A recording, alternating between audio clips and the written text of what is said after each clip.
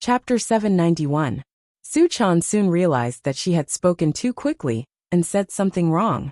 She blushed even more, but at this time, she could only suppress her shyness, straighten her neck, and say, "We don't have these two kinds of tea in our shop, so it's not good." Thanks to Su Chan's quick wit, she had come up with such a far-fetched reason. But even if it was far-fetched, it was still a reason. The crowd was also very sensible and did not continue to ask questions. What does it have to do with whether the two kinds of tea are obscene or not? Li Yundong also quickly took the opportunity to step down. He coughed dryly and said, "Then I'll think of another couplet. Well, listen to this. Condense into the cloud and mist of Mount Huangshan. Float out the morning dew fragrance of Jiuhua. How about this?" In this couplet, the first couplet mentioned the famous tea, Mount Huangshan Maofeng, and the second couplet mentioned the famous tea of Jiuhua, Jiuhua Yunjian. Among them, the tea of Mount Huangshan was mainly Taoist tea, while the tea of Mount Jiuhua was mostly Buddhist tea. In the upper and lower couplets, there were both famous Taoist tea and Buddhist tea. It was really profound, secretly alluding to the cultivation realm of Li Yundong, the master of Desanxian, who cultivated both Buddhism and Taoism. Most of the people present were knowledgeable. When they heard this couplet, their eyes suddenly lit up, and they couldn't help but cheer loudly. Ziyuan also nodded and said with a smile, "This couplet is good." As she said this, she picked up the brush and began to write. Zhou Qin pursed her lips and teased Su Chan. "Well, we have these two kinds of tea in our shop, don't we?" Su Chan was so embarrassed that her ears were burning, and they were so red that they seemed to be dripping blood. She stamped her feet and said, "You're so annoying. You're bullying me." Everyone laughed. Li Yundong smiled and walked to Su Chan's side, rubbed her black hair dotingly, and said with a smile, "Well, the three of you write a couplet each. Didn't I say 3 couplets before? One for each person." As he said this, Li Yundong winked at Su Chan and said, "Do you want to write that one?" Su Chan said angrily, I won't write it.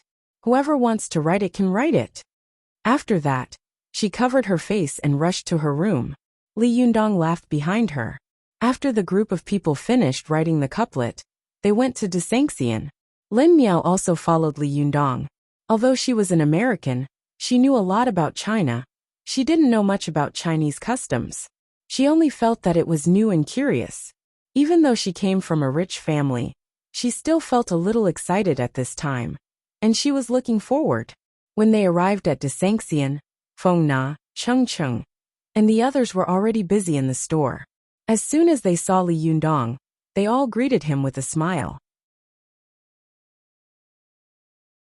Li Yundong smiled and handed 3 couplets to Feng Na, asking her to hang them at the door and inside the store for good luck. It was early in the morning, so naturally, the tea house wouldn't have any business. Most of the customers who came to drink tea would only arrive after noon. Li Yundong glanced at the busy waiters in the shop, who were stealing glances at him from time to time. To his surprise, he found that many of them looked very familiar. "By the way," he said, "I came and left in a hurry last time, so I didn't get to ask you where you hired these new waiters from. Don't tell me you hired them from school?" Feng Na laughed. "Isn't that so? You can be considered to be repaying society and supporting your alma mater. This is called keeping the goodies within the family." Li Yundong laughed and said, "I'm not that noble. This is all you're doing. I don't dare to be greedy." Feng Na laughed and said, "Without you as the stage, I would like to help my alumni, but I don't have the ability to. Don't stand on ceremony, or you'll be pretentious." Li Yundong chuckled, turned to the waiters in the shop, and said, "Don't sneak around. If you want to see it, do it openly. It's not like you haven't seen it in school before." Some of these female students were older than Li Yundong. Some were his classmates, and some were his junior sisters. When they heard Li Yundong's words, they all laughed. Li Yundong's name was like thunder in their ears. Some of them had heard it so much that their ears were almost calloused. But now, they saw this legendary figure of Tiannan University, who had started his own business from scratch in his junior year. He had made such an achievement at the beginning, which was really admirable. When they saw that Li Yundong was talking and smiling as usual and approachable, they couldn't help but sigh in their hearts. But when they heard that Li Yundong promised to give each of them a red envelope after the spring festival, even the most reserved girls couldn't help cheering. For a moment, there was constant cheering and dissension. Feng Na looked at the excited red faces and couldn't help sighing. I can't imagine that I can help so many alumni as soon as I leave school. Speaking of which, many of my classmates are envious of me. Li Yundong smiled and said, Really? You should use your privilege as the president of the student union and call on your classmates to have tea. Feng Na laughed and scolded. Don't you know that I've already resigned? I'm not the president of the student union for a long time. Moreover, the price of your dissension is so expensive. If you ask your classmates to come and have tea, aren't you cheating them? Li Yundong clicked his tongue and said, Do you think so badly of me? Of course, alumni will get a discount. But now that you're not the president of the student union, who will be? It can't be Yanhua, can it? Feng Na tilted her head and said, Who else could it be? My position as the president of the student union was originally thanks to you. I snatched it from him. Isn't it just right to give it back to him now? Li Yundong laughed and said, This guy has always disliked the two of us. Now that the two people who disliked the most have left, he can be the king alone. Feng Na laughed.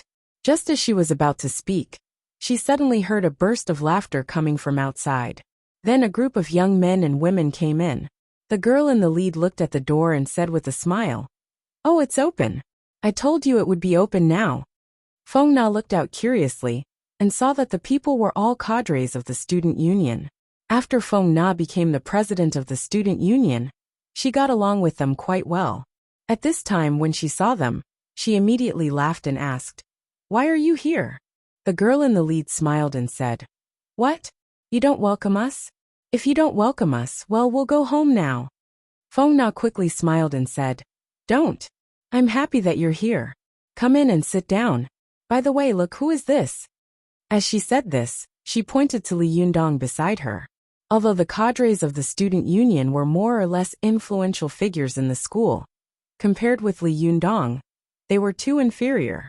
Moreover, when they chatted on weekdays, they often mentioned this legendary figure from time to time. Now that they saw him in person, they were so excited that many of them shouted, Li Yundong, we want to watch Master Tsong's Days of Living with a Stewardess. Li Yundong remembered the incident in the school auditorium and laughed angrily. You guys, if you want to watch an action movie, go home. This is a tea house. Everyone laughed and entered the tea house one after another. Feng Na took the girl in the lead and said with an affectionate smile, It's the New Year's Eve. You haven't gone back yet? The girl smiled and said, No, the school is going to be expanded next year. The cadres of the student union stayed behind to help. They won't go back until 2 days later. Feng Na smiled and said, Then why aren't you busy today? Why did you come here? The girl smiled and pointed to the door saying, Our president suggested it, so we came. Feng Na was stunned. She followed the direction of her finger and looked outside, only to see Yanhua standing quietly outside the door with a faint smile on the corner of his mouth. If someone hadn't told her that Yanhua was outside the door, Feng Na would have ignored his existence. In Feng Na's impression, Yanhua was a very domineering and conceited boy. No matter where he went, he could not wait for everyone's attention to be focused on him. His desire to show off and control was extremely strong, and he was not willing to be lonely at any time. If he was like him, where everyone greeted them enthusiastically while he quietly watched from the side, it would be absolutely inconceivable. Feng Na was stunned and couldn't help but look at Li Yundong. At this time, Li Yundong was also muttering to himself, You can't talk about ghosts at night, but you can't talk about people during the day. Speak of the devil. How could it be so coincidental? Li Yundong glanced at Yanhua and felt that although the Yanhua in front of him was beautiful, there was no longer the masculine and conceited air between his eyebrows. His eyebrows had originally been sharp like swords, but at this time, they had become blunt and tended to be soft. His temperament had changed dramatically.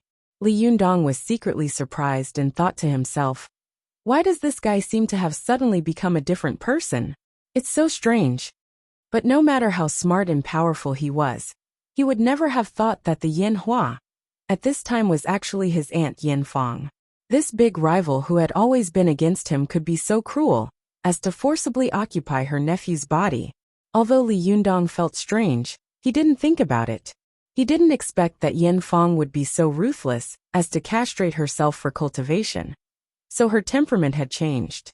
Yin Fang was also betting that Li Yundong wouldn't recognize her. At this time, she looked calm, but her heart was already in turmoil. She had been defeated by Li Yundong again and again before, and deep in her heart, she had a strong fear of Li Yundong. As long as Li Yundong showed the slightest intention of making a move, she would desperately take the nearest classmate and use this person as a hostage to escape from here. But this time, Yin Fang was right. Li Yundong was not an immortal. He didn't expect that she would have such an amazing change, let alone that she would appear in front of him at this time. As soon as Yin Fang saw Li Yundong's gaze, her heart was set, and then she was ecstatic. After castrating this man's 7-treasure body, her cultivation had finally advanced by leaps and bounds. Although the male root had been broken, and the yang qi had been cut off from then on, Yin Hua's virgin yuanyang qi was still there before. It was this yuanyang qi that had been torturing Yin Hua to death. At this time, the male root had been broken. When she ran her qi again, there would be no distracting thoughts. This yuanyang qi perfectly merged with her virgin xianin qi.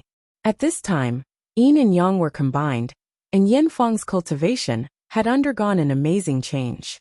In just a few days, Yin Fang had recultivated to the top phase of yang spirit, only one step away from the Jinshin. Although the current phase was far from being a threat to Li Yundong, she knew that her chance had come again. Chapter 792. In Li Yundong's opinion, although he had some friction with Yin Hua, it was just a dispute over personal feelings. It was not a life-or-death feud. At this time, Yin Hua had brought his former schoolmates to support him, whether it was good or bad. Out of politeness, Li Yundong couldn't be rude. He smiled slightly and nodded to Yin Hua at the door. "It's really an honor for Mr. President to come. Why don't you come in and have a seat?" Yin Fang stared at Li Yundong with an expressionless face.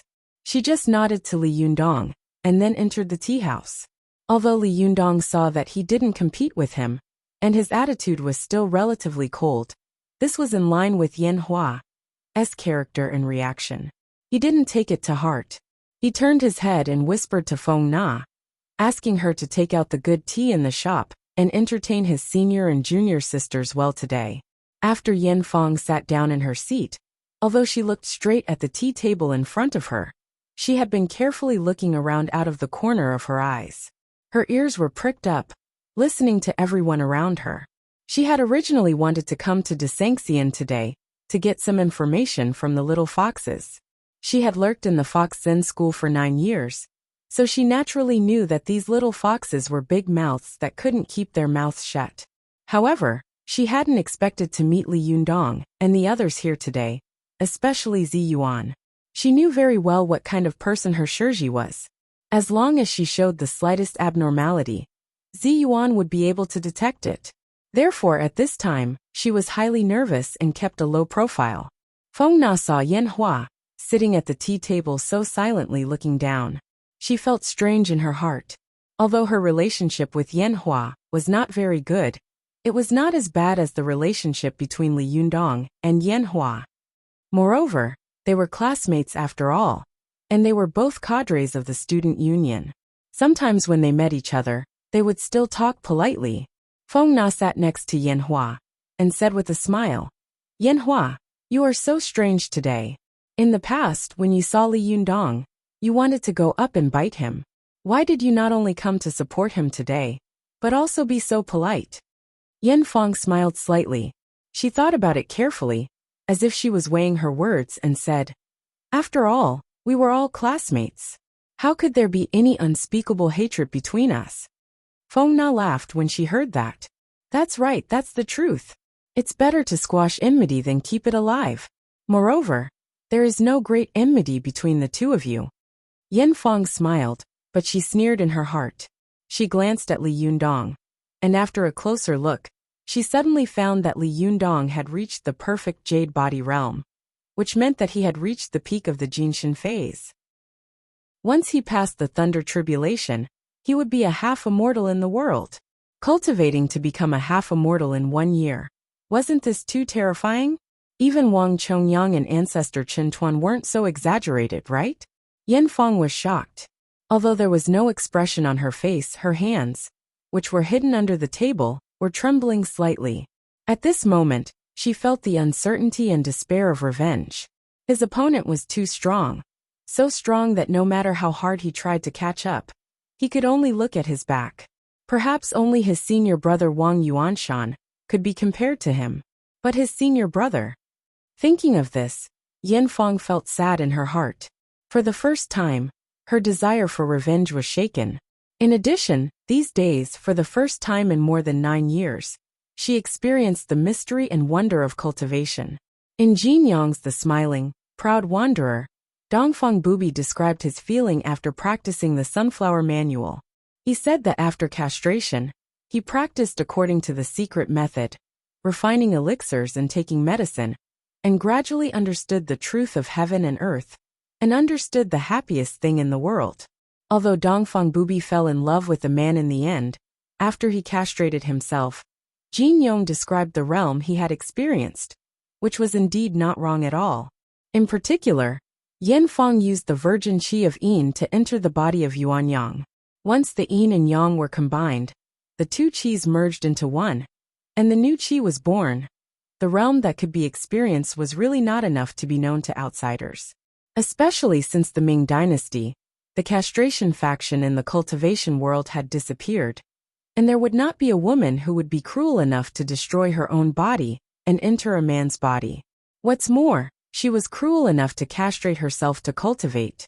Only a woman like Yan Fong, who was extremely cruel and merciless, could do this.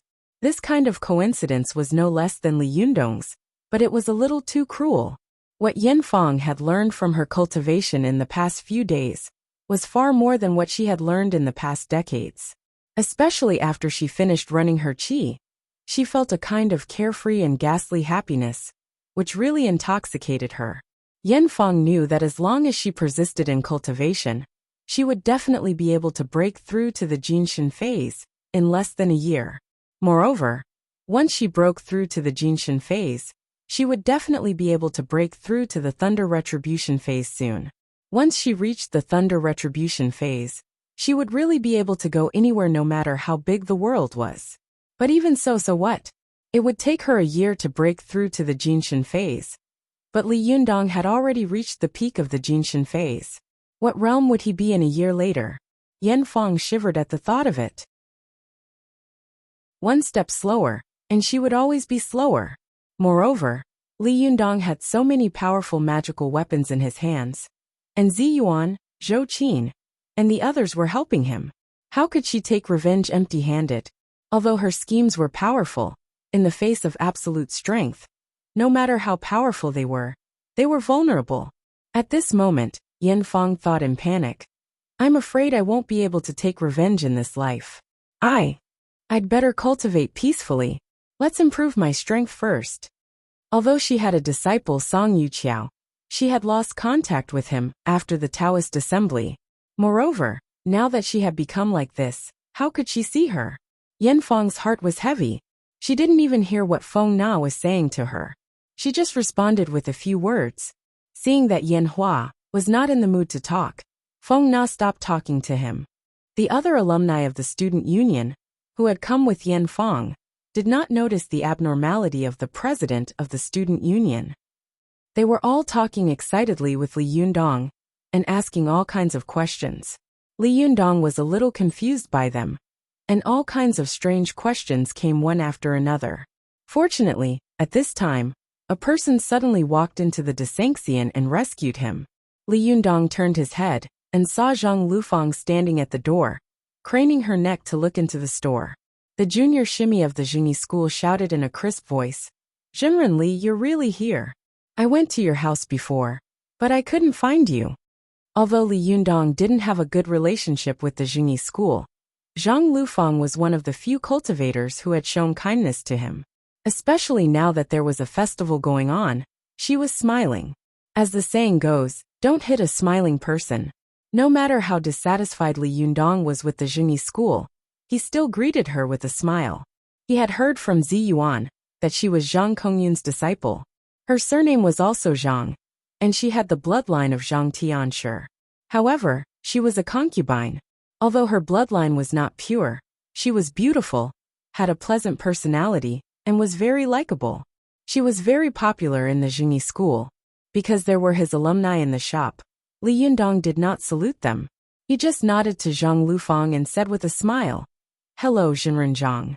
This is your first time coming to the Desanxian, isn't it?" Zhang Lufang rolled her eyes on Li Yundong's face. Suddenly, she covered her mouth and whispered in surprise, "Oh, have you cultivated to the perfect jade body? That's amazing. TSK, your skin is even better than mine. I'm so angry." Li Yundong couldn't help laughing and said, "Jinren Zhang, you didn't come here just to praise my good skin, did you? Do you want me to introduce you to some skincare products?" Zhang Lufang smiled and said, "Jinren Li, you're so humorous. I don't come to the temple for no reason. I came here specially for you today for something. No, I should say that I'm not looking for you, but for Shiji Zi Yuan."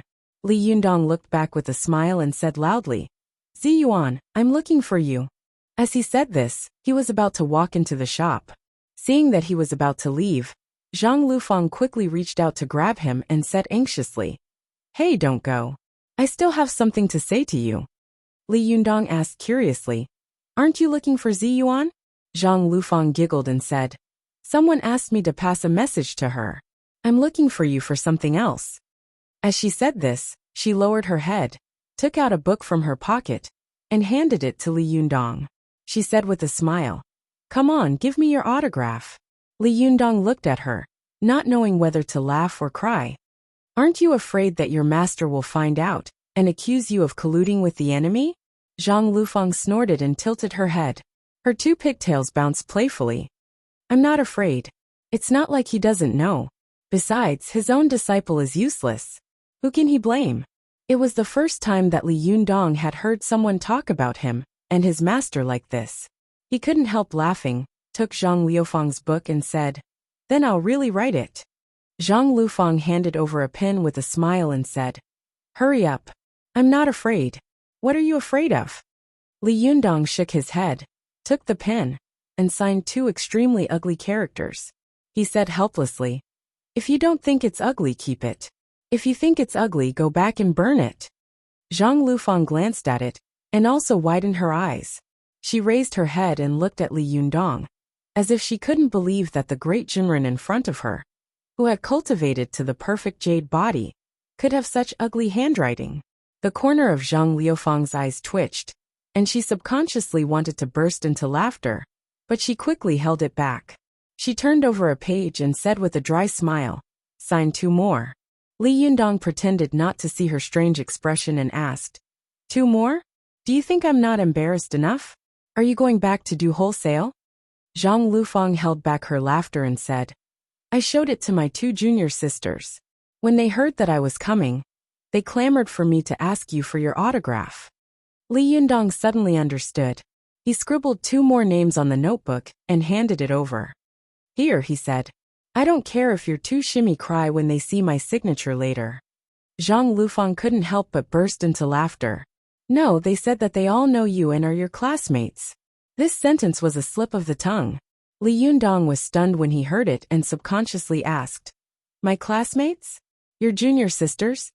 Only then did Zhang Lufang come to her senses. Oh damn it. How could he tell others about Deng Yu and Deng Jiao? They were the two sword souls of the Sanju formation. What would happen if they became friends with Li Yundong face to face? Won't I be scolded to death by eldest uncle and Shiji? Zhang Lufang smiled at Li Yundong dryly.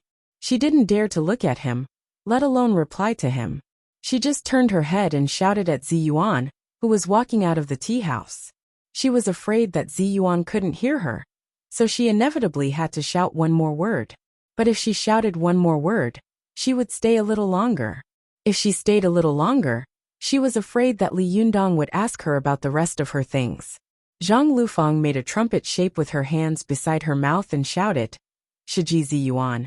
Sure, Shu Wang Yuanshan asked me to give you a message. He wants to see you. After that, she turned around and ran away like a thief. After running out of Li Yundong's sight with great difficulty, Zhang Lufang turned a corner and hid in a corner. Then she patted her chest and said with a look of relief, I'm smart enough to run fast. My mouth is tight enough. But she didn't expect that she was known as the Big Mouth in Jingyi school. If she knew anything, the whole school would know. When she shouted, it didn't sound strange to others, but to Yen Fong, who was sitting in the tea house, it was like a clap of thunder had exploded in her ears. Yen Fong had been hiding in the Fox Zen school for 9 years without showing any signs. Even with her mental fortitude, she couldn't help but tremble at this time. Her body was shaking uncontrollably, and her heart was in turmoil, as if a storm had been set off. What? Shiji, he is still alive.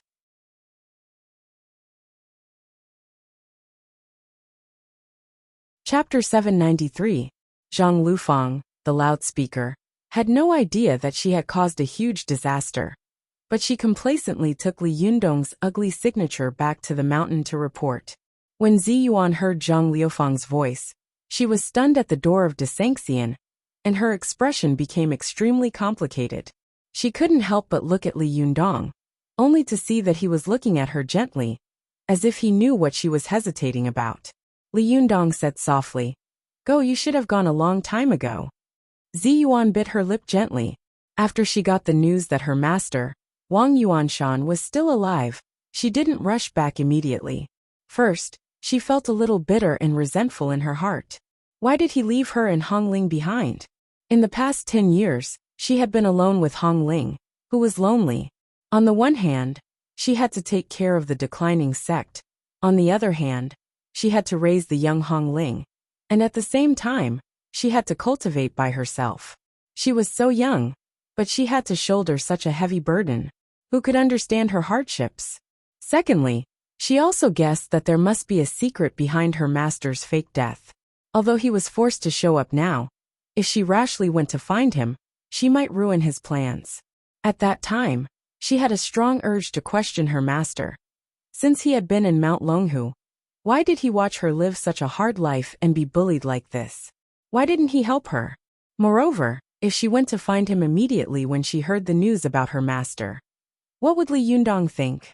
This thought had been faintly entangled in Zi Yuan's heart for a long time.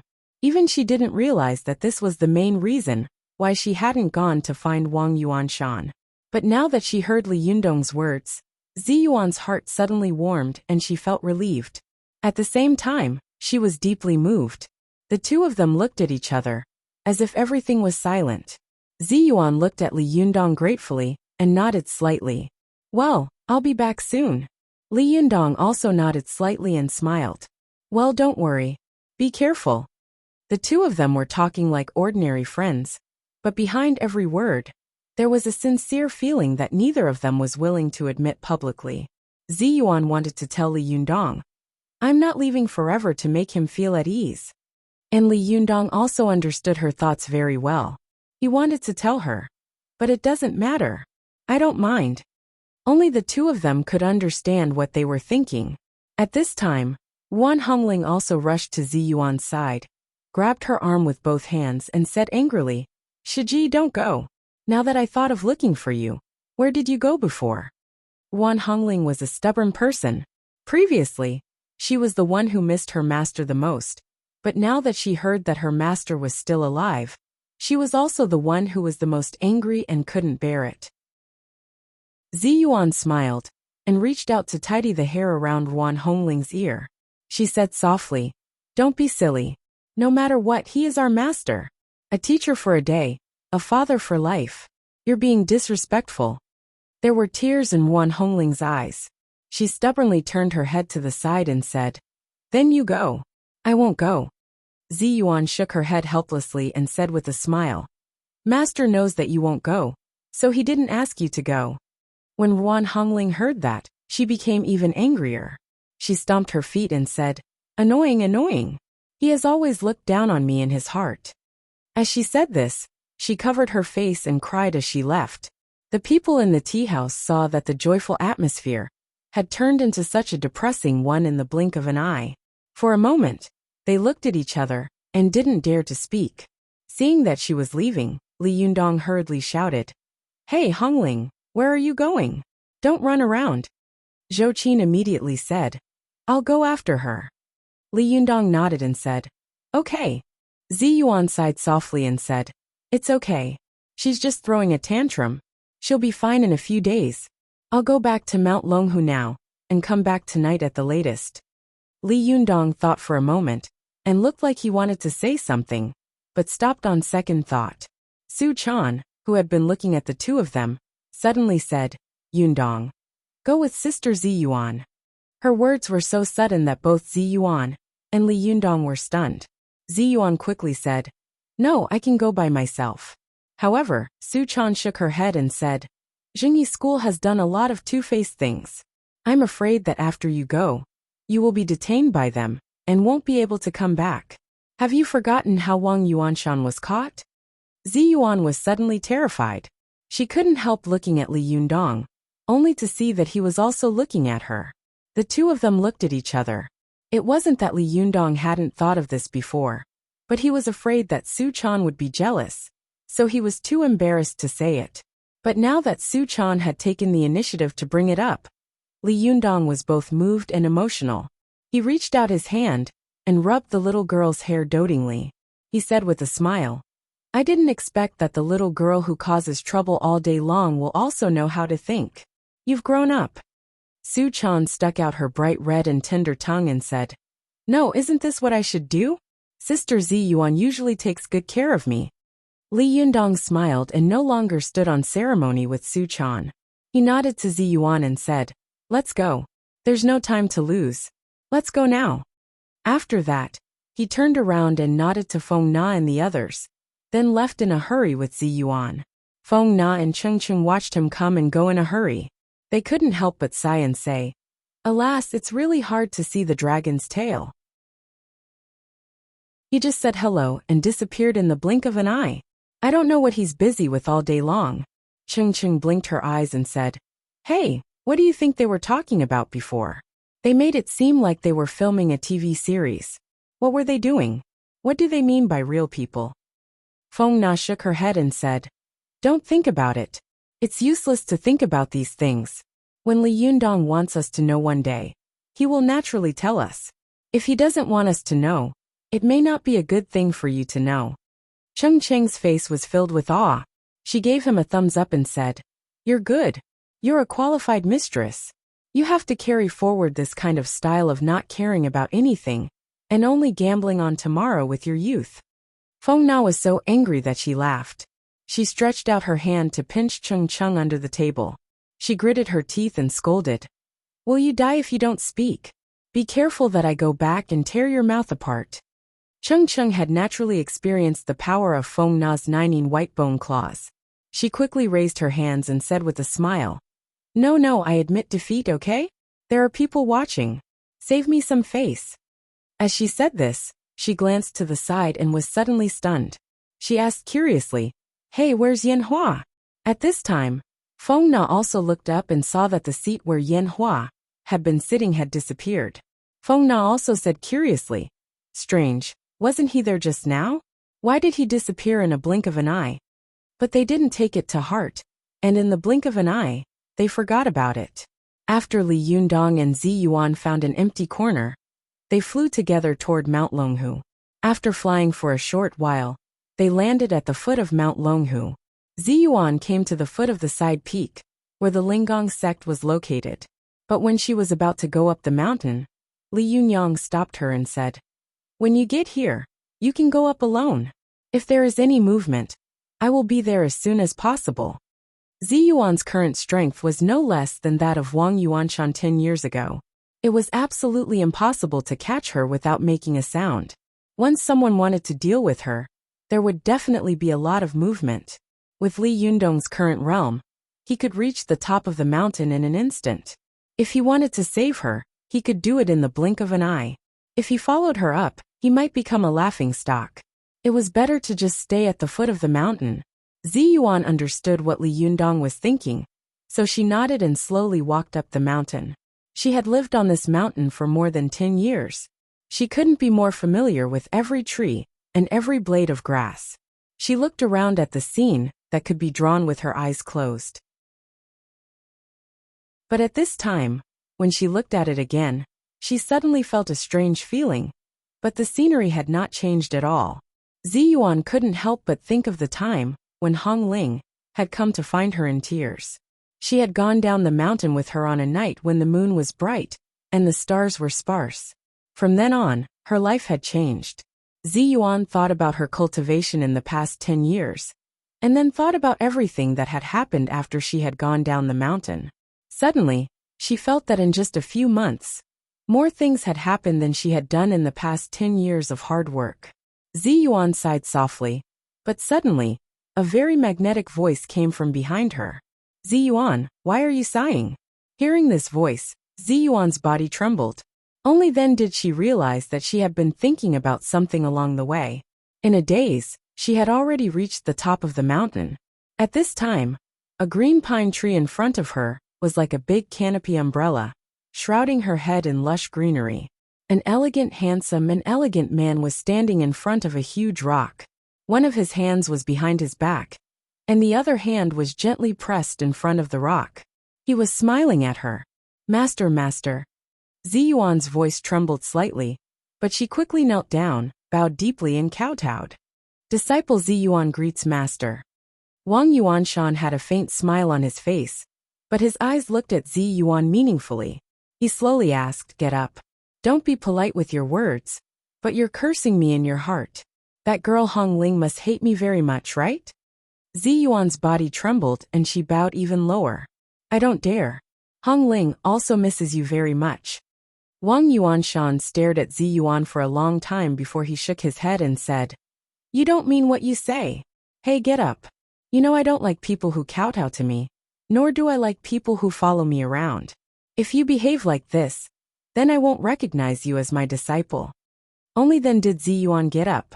She lowered her head slightly and said softly, Master, why did you ask me to come here?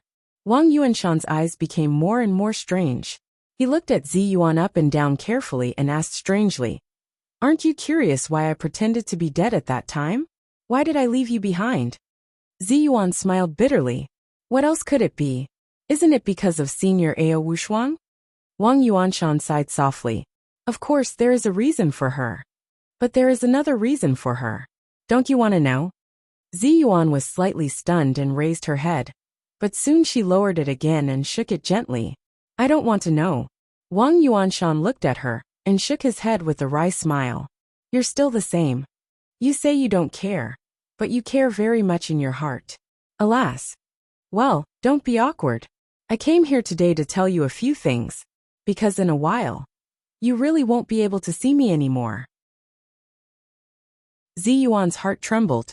She suddenly raised her head and was surprised. Master, what do you mean? Wang Yuanshan smiled slightly. Nothing. 10 years ago, I had already died once. Now that I've lived for another 10 years, it's already worth it. But before I truly leave, I want to tell you something first, lest you resent me in the future. At this time, the resentment in Ziyuan's heart had long disappeared. Her pretty face was pale, and she said in a trembling voice, Master, what are you talking about? What do you mean you died 10 years ago? When will you really leave? Wang Yuanshan lovingly looked at his proudest disciple. He lovingly stretched out his hand and gently stroked her hair. He softly said, Because in about 2 months' time, I will have to say goodbye to all of you. What happened 10 years ago happened too suddenly, and I didn't warn you about many things. As a result, you've been living a hard life for the past 10 years. I feel very sorry for it, so I want to tell you everything clearly today. You can take these words as my last words before I leave. I still owe everyone an update. I should go to Beijing soon to do something. I guess I'll have to make it up when I come back, but I'll try my best to make it up before I go. Chapter 794. Hearing Wang Yuanshan's words, Ziyuan was terrified. She looked at Wang Yuanshan in disbelief and said, "Master, I don't understand what you're saying. What do you mean?" Wang Yuanshan smiled, sighed softly and said, "Silly girl, you're usually so smart. Why are you so stupid at this time? Think about it. Why didn't they kill me when they caught me 10 years ago?" Ziyuan's heart tightened. This was also what she couldn't figure out the most these days. Others might not know, but as an internal cultivator of the Jingyi school, she knew very well how the Jingyi school dealt with traitors. No matter how talented Wang Yuanshan was, and how highly regarded he was by Master Zhang, he had betrayed the sect, which was a great blow to the Jingyi school. If he was not severely punished, how could he convince the public in the future? Therefore, after Wang Yuanshan had been captured, Ziyuan knew that her master would definitely die. Only by completely eliminating the traitor could people be the greatest deterrent. Otherwise, there would be endless cases of apostasy in the future, and then the sect would be finished. But when Ziyuan heard the news that Wang Yuanshan was not dead, she also secretly thought, "Why didn't Master Zhang kill my master? Is it just because he cherishes talent?" Wang Yuanshan looked at the change in Ziyuan's expression. He chuckled and said, "It's strange, isn't it? But if you had known more than a decade ago that there might be a great calamity in the future, you wouldn't have found it strange." Ziyuan was even more shocked. She quickly realized something and asked tentatively, "Master, are you talking about the mystical silver fox?" Wang Yuanshan nodded slowly. Among the Buddhist sects, Wuhua, the disciple of Master Purin of Shiyuan Temple, is the best in the world. Among the Taoist sects, the most powerful one in spying on the secrets of heaven is Lu Guan, who knows the direction of the world by observing the stars. These two sects predicted more than a decade ago that there would be a great calamity today, and that the mystical silver fox would be reborn. Therefore, as early as that time, the cultivation sects of Buddhism and Taoism began to plan to deal with this calamity. As he spoke, Wang Yuanshan walked to the front of the wind-dust stone with his hands behind his back. He looked at the clouds and mist on the opposite top of the mountain and sighed. At that time, all the major sects were trying their best to find and train people who could compete with the mystical silver fox. But after searching, all the major sects were very clear that more than 1,000 years ago, the mystical silver fox almost swept the world with her own strength. Later, only one soul and two souls escaped to Japan, and almost swept Japan again. Hey, such a peerless expert in this Dharma-ending age. It was no different from a fool's dream to find someone who could compete with the mystical silver fox. Unless the living Buddha descends, the wisdom king is reborn, the golden immortal is reborn, or the gods descend to the mortal world. Ziyuan couldn't help but ask, "But now the Akalanatha has been reincarnated. Isn't Li Jiandong specialized in dealing with the mystical silver fox?" Wang Yuanshan shook his head. Who could have guessed that the immovable wisdom king would reincarnate more than 10 years ago? Wuhua's destiny connection and Lu Guandao's stargazing can predict the birth of the tribulation, but they can't predict how the tribulation will end. They can guess the beginning, but it's impossible for them to guess the result, let alone the process. Therefore, Zhang Tianshi worked so hard to train me at that time in order to deal with the mystical silver fox. Ziyuan's expression suddenly became a little strange. She asked hesitantly, "But master, since you know why did you?" "And fell in love with Ao Wushuang. Is that what you want to ask?" Wang Yuanshan asked with a smile. Ziyuan bit her lip gently and nodded slightly. Wang Yuanshan chuckled and asked instead of answering, "Do you remember the psalm I once left you?" This psalm had been read by Ziyuan countless times. She could really recite it backwards. At this time, hearing Wang Yuanshan's words, she immediately whispered without hesitation, "I remember. Once the Jindan appears, the mortal fate is set, and the thunder first rings, then the truth can be seen. The spirit mirror is easy to break the mortal tribulation, and the immortal sword can't break the red rope." Yunhai sits and looks at old Yunhai, and talks about the wind and dust in front of the stone. Chang'e has no regrets about stealing elixirs. Why should Hongyang envy Zhangsheng? Wang Yuanshan said with a smile. "At that time, you stood in front of this stone and asked me what this poem meant. I told you that this poem was about the twists and turns and fate of you and your destined lover together. You asked me why I would fall in love with this lover I didn't know in the future. I told you that when the time came, you would naturally fall in love. Do you understand now? Ziyuan's body suddenly trembled, and a complicated look flashed in her eyes. If this sentence had been said to her before she went down the mountain, she would not have understood it. But now she really couldn't understand it more. When she went down the mountain, she was sure that she would not fall in love with the so-called lover mentioned in her master's psalm. Especially when she saw Li Jiandong for the first time. She was even more sure that he was a greedy and lecherous person who would not amount to anything. But what was the result? After getting along with him day and night, this man had slowly walked into the depths of her heart. She couldn't get rid of this figure, even if she wanted to. Presumably when Master met Ao Wushuang. It was probably like this, right? They got along little by little, walked into each other's lives, and deeply imprinted each other's voice and appearance on their souls. They couldn't forget each other even for a second. As long as they were separated, they could feel that they were entangled by a suffocating pain. Ziyuan sighed softly and asked in a low voice, "But master, since you predicted that the successor of Jindan would be my lover, why didn't you predict that he would fall in love with other women?" These words were filled with hidden bitterness. Only at this time would the strong Ziyuan reveal her weakness and grievance slightly. Wang Yuanshan smiled, which revealed an open-minded and wise smile that had seen through the vicissitudes of the world. "Silly child, this poem is talking about your life, not his. This is my life." Ziyuan was slightly stunned and murmured these words in a low voice. Her expression was as if she had become infatuated. Looking at Ziyuan's appearance, Wang Yuanshan sighed for her in his heart. What a silly child. She is usually cold and cheerless, as if there is nothing in the world that she would care about, but in fact, deep in her heart, there is a tenacity that she can't bear to give up. Wang Yuanshan looked at Ziyuan fixedly. After a long time he sighed and said, "My meeting with Ao Wushuang was destined. It can be said that it was deliberately arranged by someone. The purpose was for me to break into the Fox Zen School and figure out the direction and plan of the Fox Zen School. But I didn't expect that Ao Wushuang and I would fall in love." Ziyuan couldn't help but laugh helplessly. Fate made fools of people. There was nothing more dramatic than this. Wang Yuanshan also shook his head and said with a smile, "It was just a play, but I didn't expect it to become real." At that time, Zhang Tianshi knew that I had betrayed the sect because of Ao Wushuang. He was furious and swore that he would take my head.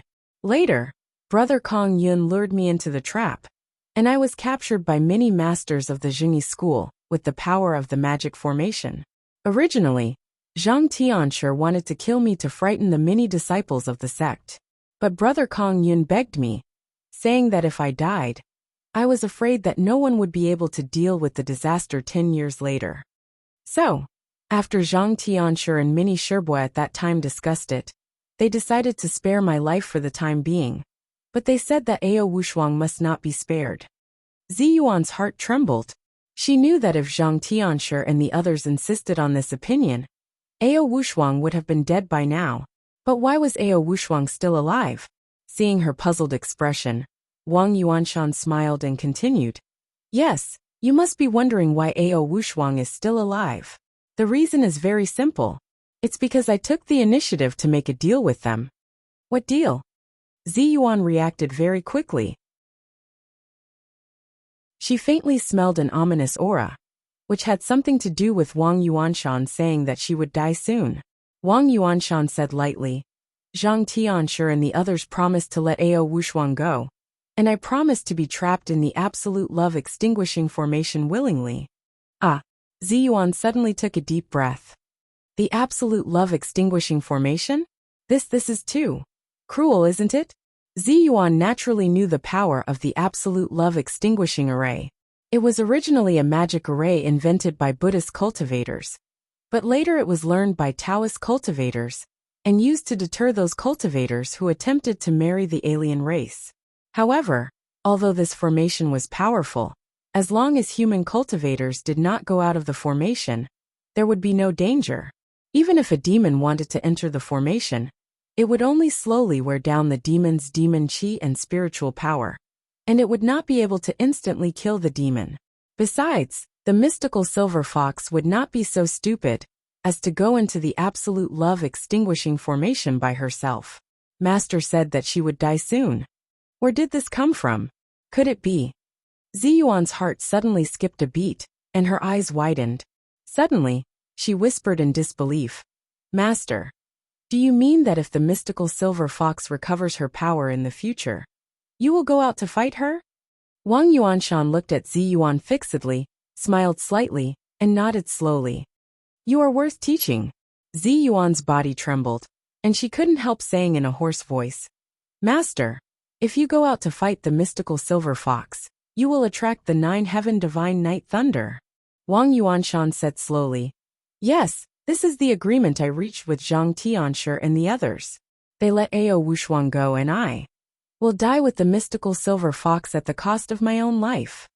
Ziyuan only felt that there was a thunder in her head, buzzing. It was not easy for her to see her master again. How could this be the result? Ziyuan's body was on the verge of collapse. She subconsciously shouted, "No, it can't be like this. They are too selfish to do this. It's too much." Wang Yuanshan looked at Ziyuan lovingly, shook his head, and said, "When the nest is overturned, there will be no intact eggs. If the mystical silver fox really recovers all her power, with her character, she will definitely take revenge. At that time, the world will be in chaos. It will not only be us cultivators who will suffer, but also those innocent mortals in the secular world. The reason why I promised them was not only to protect Ao Wushuang, but also to protect the people in the world. Therefore, I don't resent them, and I hope you don't resent them. They just want to protect the incense in the cultivation world, so that it can continue to be passed on." Ziyuan was well-educated and reasonable. Naturally, she knew that Wang Yuanshan was right, but no matter how rational she was, she couldn't accept such a thing. She just shook her head hard and tried to hold back the tears in her eyes. Wang Yuanshan gently reached out his hand, stroked her hair and said softly, "Well, I've told you the cause and effect of the matter. In addition, the reason why I called you here today is to tell you not to attend the inauguration ceremony of the Linggong sect in the future. This sect has been passed down for more than 1,000 years. If it is destroyed, it is destroyed. There is no banquet in the world that does not come to an end. Don't be confined by these things. Don't be like me. I can't let you follow my old path." After saying that, Wang Yuanshan continued, "Also the treasured scriptures that I left behind, you can do whatever you want with them. I know that if I don't say anything, you definitely won't easily touch them. That's just your personality. Moreover, I left behind the Qianquan Rui mirror. Now I'll tell you where I hid it. Come closer and I'll tell you." At this time, Ziyuan's eyes were misty with tears. She was not in the mood to listen to these things, but her obedience to her master, which she had cultivated over the years, still made her subconsciously move closer. Wang Yuanshan whispered a few words in Ziyuan's ear, and then asked, "Do you remember?" Ziyuan wiped away her tears and nodded. Wang Yuanshan smiled at her and said, "That's good. Go down the mountain. Don't let him wait for too long." Ziyuan just shook her head and wiped away her tears. She was concerned about her master's life and death, so how could she be willing to leave? However, Wang Yuanshan gave her a push and pushed her far away. He stood next to the Fengchen stone, looked up at Ziyuan in the distance, and said loudly, "Ziyuan, go down the mountain. Just pretend that I died 10 years ago, so you will feel better." After that he raised his head and laughed. With a wave of his long sleeves, his body shook and disappeared. Ziyuan went down the mountain along the mountain road like a walking corpse. Along the way, she didn't even know how she got down the mountain, until she vaguely saw a very familiar figure standing not far away, looking at her with gentle eyes. Only then did she realize that she had arrived at the foot of the mountain, and he was looking at her in front of her. At this moment, Ziyuan looked at Li Yundong and could no longer control her heart. She threw herself into his arms and burst into tears.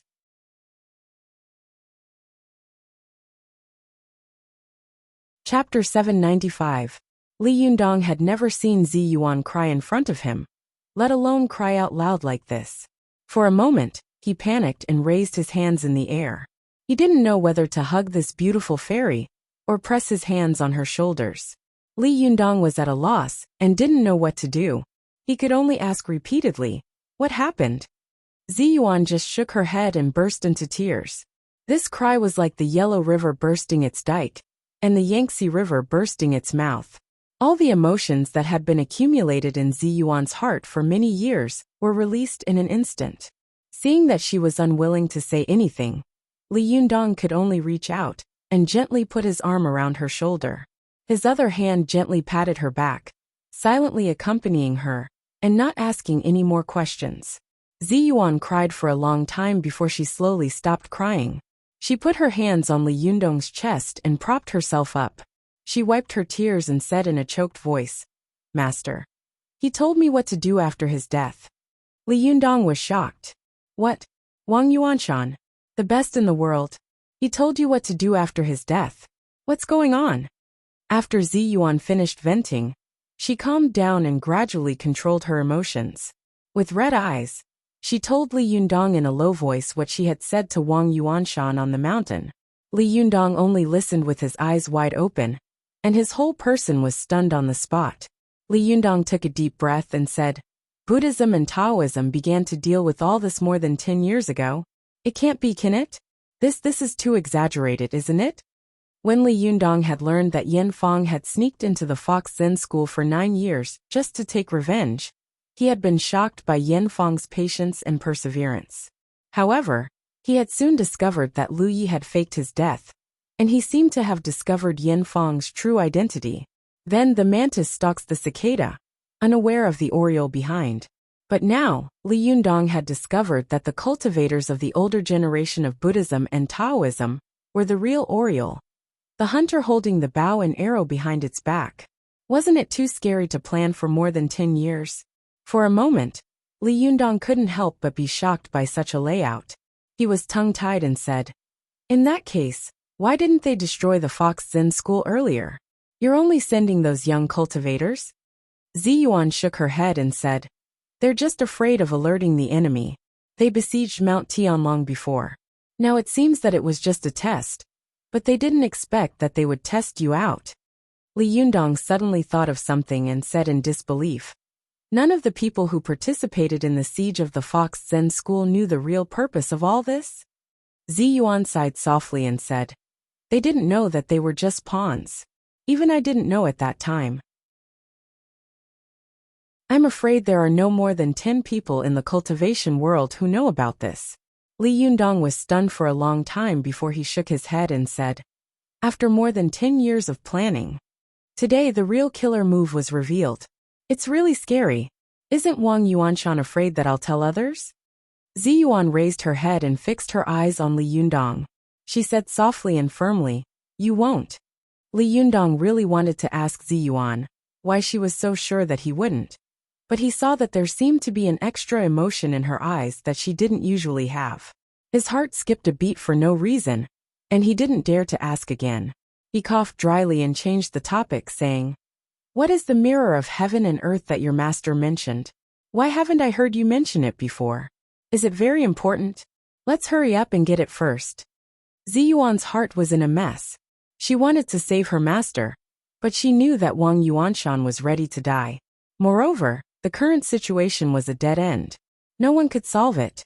Even if she had the ability to reach the heavens, she was afraid that she would be helpless. And most importantly, at present, it seemed that Wang Yuanshan had used herself as the bait to lure the absolute emotion extinguishing formation. After she came out of the formation, she would use her spiritual power to entangle the mystical silver fox, and then lure the 9 divine night thunder to kill the mystical silver fox. This was indeed the safest way. If she acted rashly, she might even ruin her master's plan. It would be a small matter if she was punished or even died, but if she implicated all the people in the world, it would not be enough to atone for her sins, even if she died 100 times. Therefore, Zi Yuan did not encourage Li Yundong to find a way to save Wang Yuanshan. She could only watch helplessly as her most respected master approached death day by day, walking step by step towards the abyss, and she could do nothing about it. Zi Yuan's heart was unprecedentedly heavy, and she had never been so weak before. The beautiful fairy whispered, "Li Yundong, will you accompany me for a while? Let's walk all the way. I want to talk to you more." Li Yundong also understood Zi Yuan's feelings very well. He sighed in his heart, but said with a smile on his face, "Okay, let's walk slowly all the way if it's not far." Zi Yuan said in a low voice, "It's not very far. It's near Mount Longhu." Li Yundong nodded. The two of them walked slowly along the rugged mountain road of Mount Longhu, shoulder to shoulder. Just as Zi Yuan stumbled down the mountain, Wang Yuanshan had already disappeared in front of the Fengchen stone. But after Zi Yuan's figure disappeared on the mountain road, he reappeared in the same place. His eyes were fixed in the direction of Zi Yuan's leaving figure, and his expression was complicated. After a long time, he let out a long sigh. After that he said slowly, "Come out. Do you think I don't know you're hiding?" After that, Wang Yuanshan looked sharply in one direction. After a while, he saw a figure slowly coming out of the woods. Wang Yuanshan saw a man standing in front of him. He had delicate skin and a handsome appearance, but his eyebrows were quite feminine. What surprised him most was that the man was staring at him, his eyes full of shock and excitement. Wang Yuanshan was stunned. He didn't understand why the strange man in front of him was so excited to see him. He thought to himself, "Does this guy know me?" Wang Yuanshan looked at the man in front of him with unkind eyes, snorted coldly and said, "Did you have a good time eavesdropping just now, fellow Taoist?" He had always been kind and didn't easily fight with others. He also didn't like people fighting in front of him. Although he knew that someone was eavesdropping in the distance, he didn't expose him. He only waited for Zi Yuan to leave before he exposed the man, lest Zi Yuan found out and fought with him. But when he said this, the man didn't respond at all. He just looked at him in shock. Wang Yuanshan knew that what he had said to Zi Yuan was extremely confidential. But if it had been 10 years ago, if the man in front of him had heard it, he would have definitely killed him. But now the arrow was already on the string, and it was about to be touched. Even if someone knew, it wouldn't affect the overall situation. So he didn't need to kill the man in front of him. He only needed to keep him in captivity for 2 months, and then let him go. Seeing that he didn't speak, Wang Yuanshan snorted and said, "Since this fellow Taoist refuses to tell me, don't blame me for being rude." After that, he stepped forward and was about to make a move. But suddenly he heard the man cry uncontrollably, "Senior Shirdi." In Wang Yuanshan's life, there was only one person who called him Shirdi, and that was his shimmy Yanfang. When he suddenly heard this, his body suddenly shook, and he looked at the man in front of him in shock. He said dumbfoundedly, "What did you call me?" This person was Yanfang. She also knew that not only had her appearance and voice changed greatly, but even her gender had changed. No wonder her Shirdi couldn't recognize her. She took a step forward, and years of grievances and lovesickness gathered together. She couldn't help crying and said, "Shirdi, it's me, I'm Yanfang." Even though Wang Yuanshan had a calm temperament, at this moment, he couldn't help shaking and almost fainting. His shimmy used to be a famous beauty in the cultivation world. Her beauty was no less than that of Zi Yuan and Ao Wushuang. Unfortunately, her temperament was too arrogant, and she never pretended to be nice to others, so she was not popular. But 10 years later, such a beauty had turned into a man. This was really something that no one in the world could imagine. Wang Yuanshan was dumbfounded and stammered, You are Yanfang." How is this possible?" As he said this, his face changed and he said sternly, "Who the hell are you? How dare you pretend to be my shimmy like this? Do you think I won't kill people just because I have a good temper?" Yanfang smiled bitterly and said, "Senior brother, I know you definitely won't believe that I'm Yanfang looking like this, but is there another person in the world who knows about the little things that we get along with each other?" As she said this, she slowly told him about her and Wang Yuanshan's cultivation in the same sect. Even if it was a trivial thing, she was very familiar with it. In the past, she was proud and arrogant, And she didn't take anyone in the world seriously.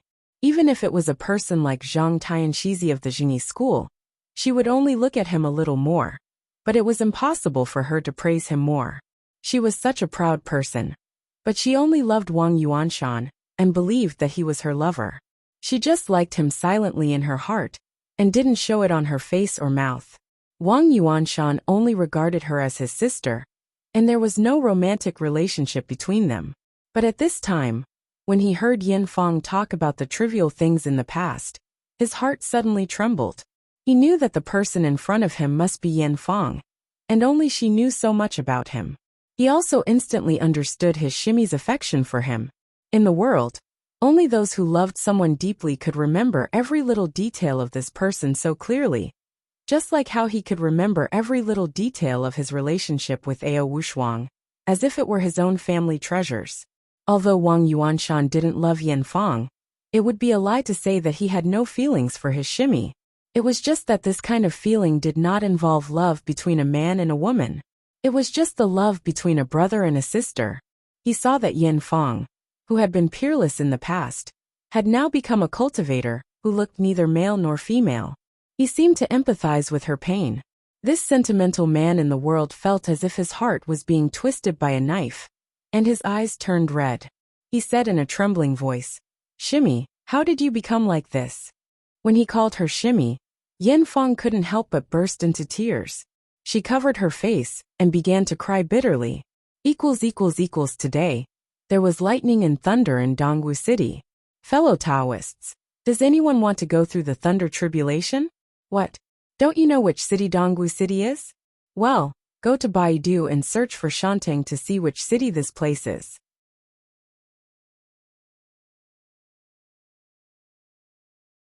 Chapter 796. Yin Fang was extremely strong-willed and tolerant.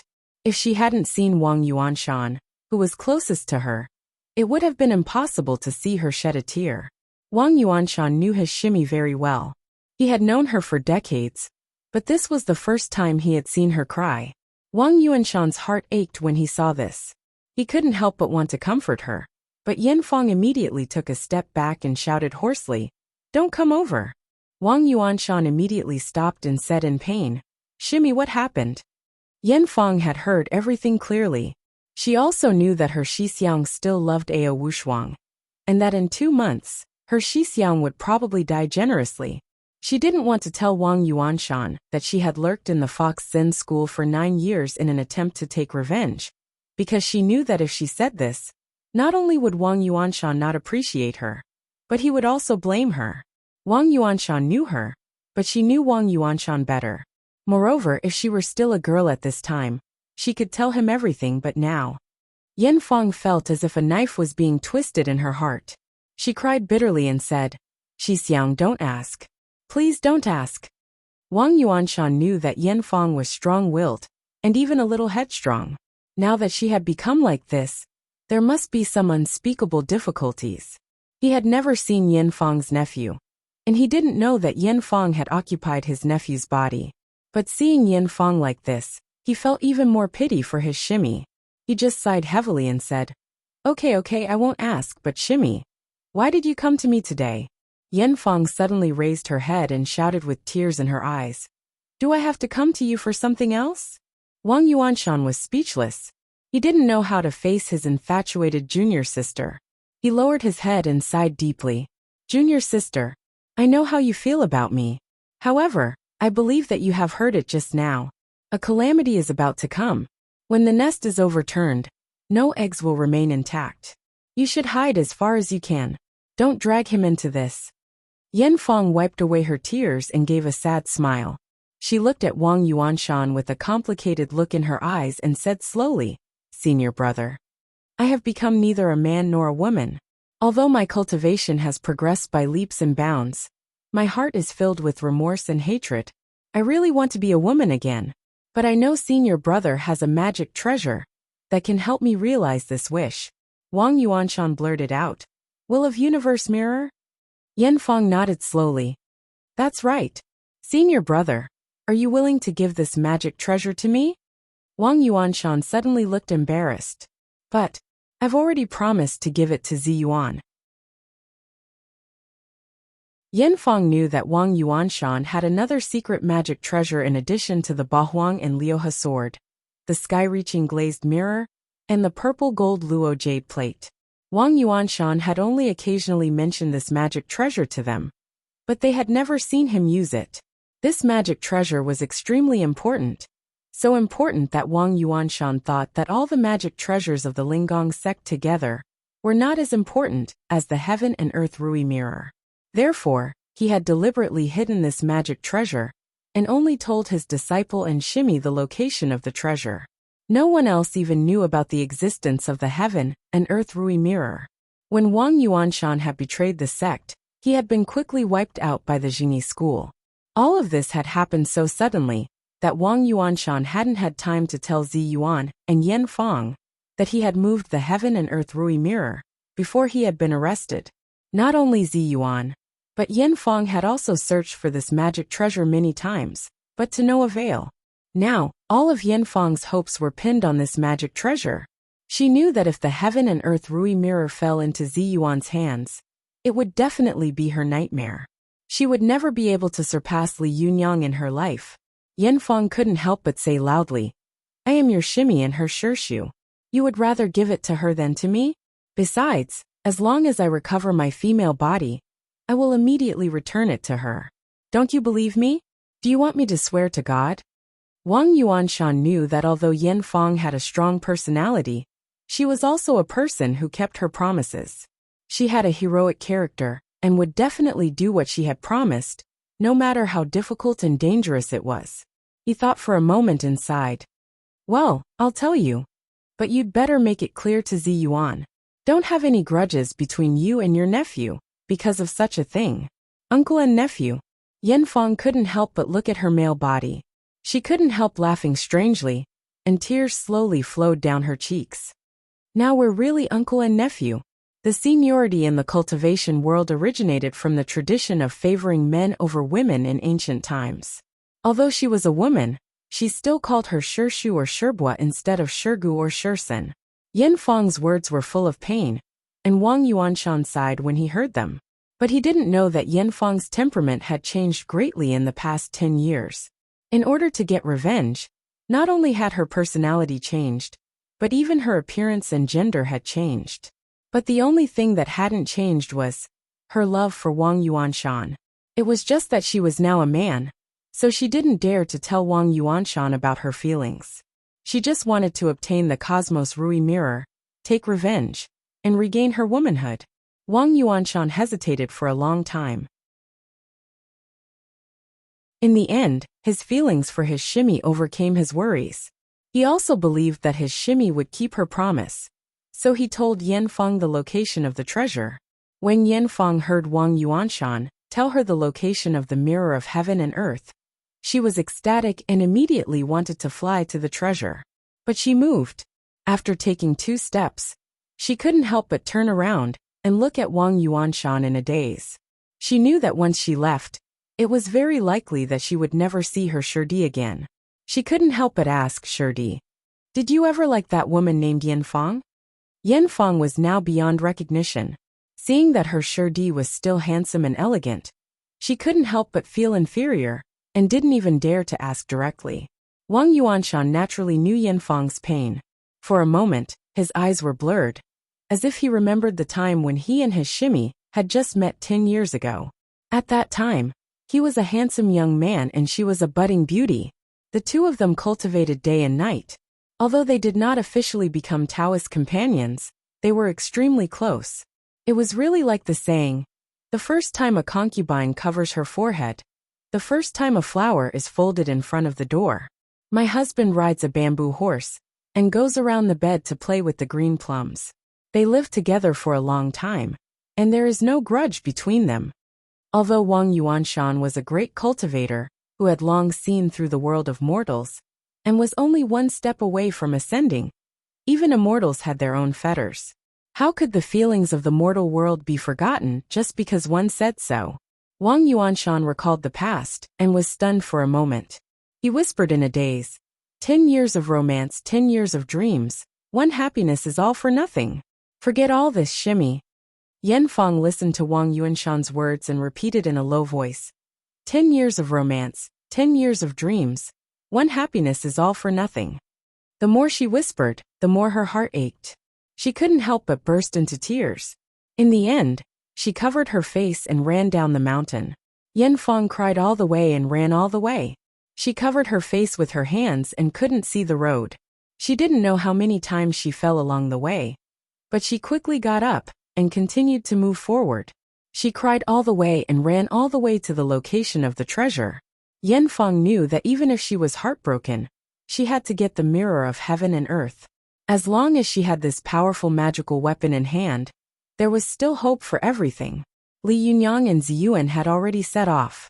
She had to get the mirror of heaven and earth before them. Mount Longhu covered an area of more than 200 square kilometers and had 99 peaks. If Wang Yuanshan didn't tell her which peak it was hidden on, she might not be able to find this palm-sized mirror, even if she searched for it for a lifetime. What's more, with Wang Yuanshan's cultivation, if he wanted to hide something, he could easily hide it under the ground. Even if others dug 3 feet into the ground, they would never be able to find it. Yan Fang had looked for this powerful magical weapon several times before. She had almost turned this side peak upside down, but Wang Yuanshan had hidden it on an extremely inconspicuous side peak. This side peak had no name. It was neither high nor short among the 99 peaks. Yan Fang followed Wang Yuanshan's guidance and went all the way up the east side of the mountain road. She came to a steep rock face. She flew to the middle of the rocky mountain and took a closer look. Sure enough, she saw a mountainside jungle covered by vegetation, as Wang Yuanshan had said. She flew over and pushed aside the branches and grass to take a look, only to see a small cave in front of her. The cave was located on a steep slope of a cliff. It was almost impossible for a human to climb it. Only cultivators could fly up and take a closer look. Moreover, the outside of the cave was covered with dense branches and leaves. If she didn't point it out specifically, she wouldn't be able to see anything unusual even if she flew close. Yan Fang flew in and felt that the cave was so narrow that it could only accommodate one person walking side by side. If she wanted to go inside, she had to bend down and lower her head. Yan Fang cast a spell and walked inside with a ball of flame in her palm. After walking for about 10 meters, she saw an inconspicuous stone spit out from the moss-covered rock wall. The stone looked like a person's nose. Although it had a strange shape, it did not attract any attention in this cave full of strange rocks. At this time, Yan Fang squatted down in front of the stone and quickly dug the hard stone ground with her hands. If she hadn't cultivated to the Yangshan phase at this time, the hard stone surface would have been difficult for her. She couldn't dig the hard stone ground at all. Yan Fang gritted her teeth and dug the ground with her bare hands. After digging down about half a meter, she saw a beautifully carved, palm-sized round mirror lying quietly in the pit. Although the mirror was covered with dust, Yan Fang could still feel an inexplicable power lingering around the powerful magical weapon, which was faintly discernible. Yan Fang was shocked. She quickly picked up the mirror and then carefully touched the pit with her hands. After confirming that there was nothing, she ran out of the cave. She knew that Ziyuan and Li Yunyang were also rushing here. It was really a blessing for her to get the mirror of heaven and earth before they did. Yan Fang did not dare to stop. She took the mirror of heaven and earth and flew far away before she dared to stop. Carefully looking at the magic treasure in her bosom, her body trembled violently. She was so happy that she could not restrain herself. She could not help but raise her head and laugh out loud. This laughter was full of bitterness and sorrow, but also joy and excitement. She knew that her misfortune had finally turned for the better, and her luck had finally turned for the better. With the mirror of heaven and earth, the #1 powerful magical weapon in the cultivation world, it would not be a dream for her to break through the Jinshin, cross the Thunder Retribution, and even reach the Golden Immortal level in the future. Yan Fang reached out to press the surface of the mirror and poured her Jinqi into it with trembling hands, trying to make the powerful magical weapon recognize her as its master. However, Yan Fang was shocked to find that no matter how much Jinqi she injected, The mirror of heaven and earth did not move or react at all, as if it was just the most ordinary mirror. This is impossible. Yanfeng couldn't help widening her eyes. She shouted hoarsely, "How could it not recognize me as its master?"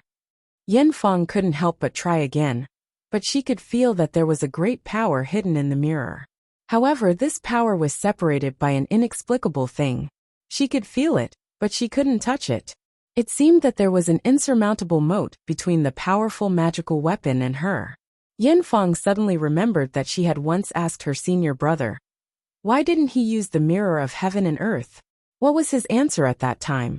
By the way, he had sighed and said, "I'm not the destined person for this mirror, so I can't use it." Could it be? Am I not the destined person? In an instant, Yanfeng's heart was empty and extremely lost. She had finally gotten the mirror of heaven and earth after so much effort. She had thought that she could save everything. Unexpectedly, as Wang Yuanshan had said before they parted, it was really 10 years of romantic dreams, 10 years of happiness for nothing.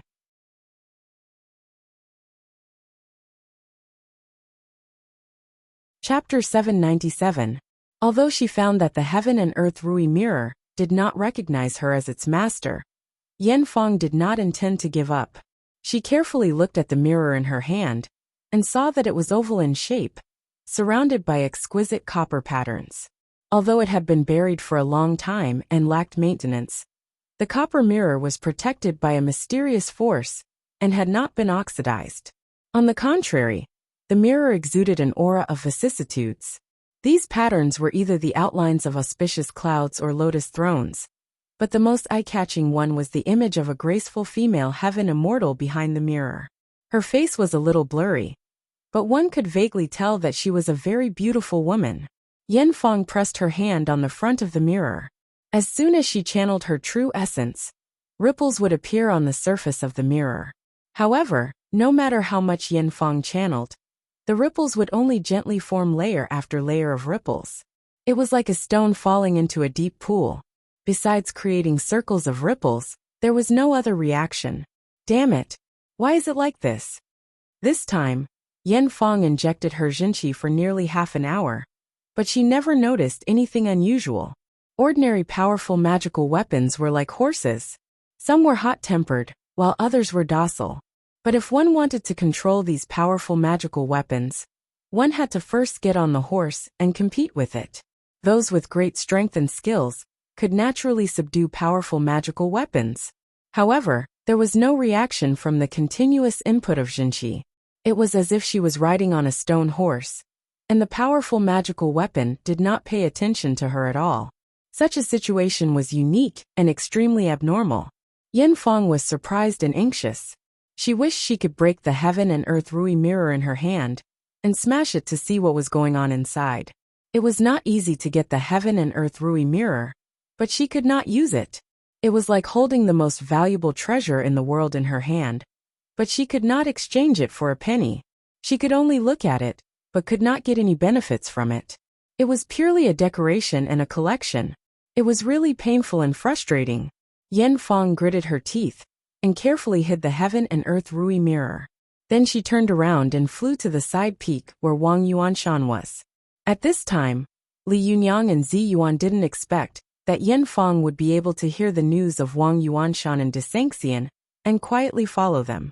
After going up the mountain, Zi Yuan was in a panic and didn't pay attention to the situation around her, so she didn't notice Yanfeng's existence.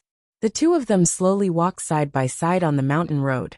Li Yundong coaxed Zi Yuan along the way, picking some irrelevant happy things to tell her, trying to make her happier. Li Yundong was extremely eloquent. After coaxing for a while, he finally coaxed Zi Yuan to stop crying. Although she did not break into a smile, the gloomy expression on her face faded a lot. Zi Yuan lowered her head all the way and did not speak.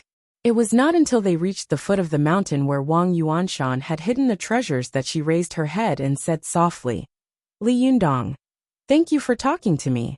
I'm much better now. Let's go up and get the Cosmos Compliance Mirror."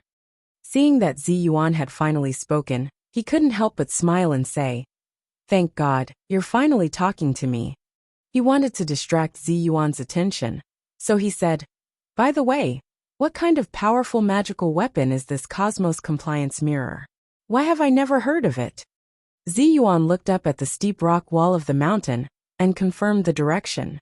She said softly, "The Mirror of Heaven and Earth is a powerful magical weapon specially used by Taoists for cultivation.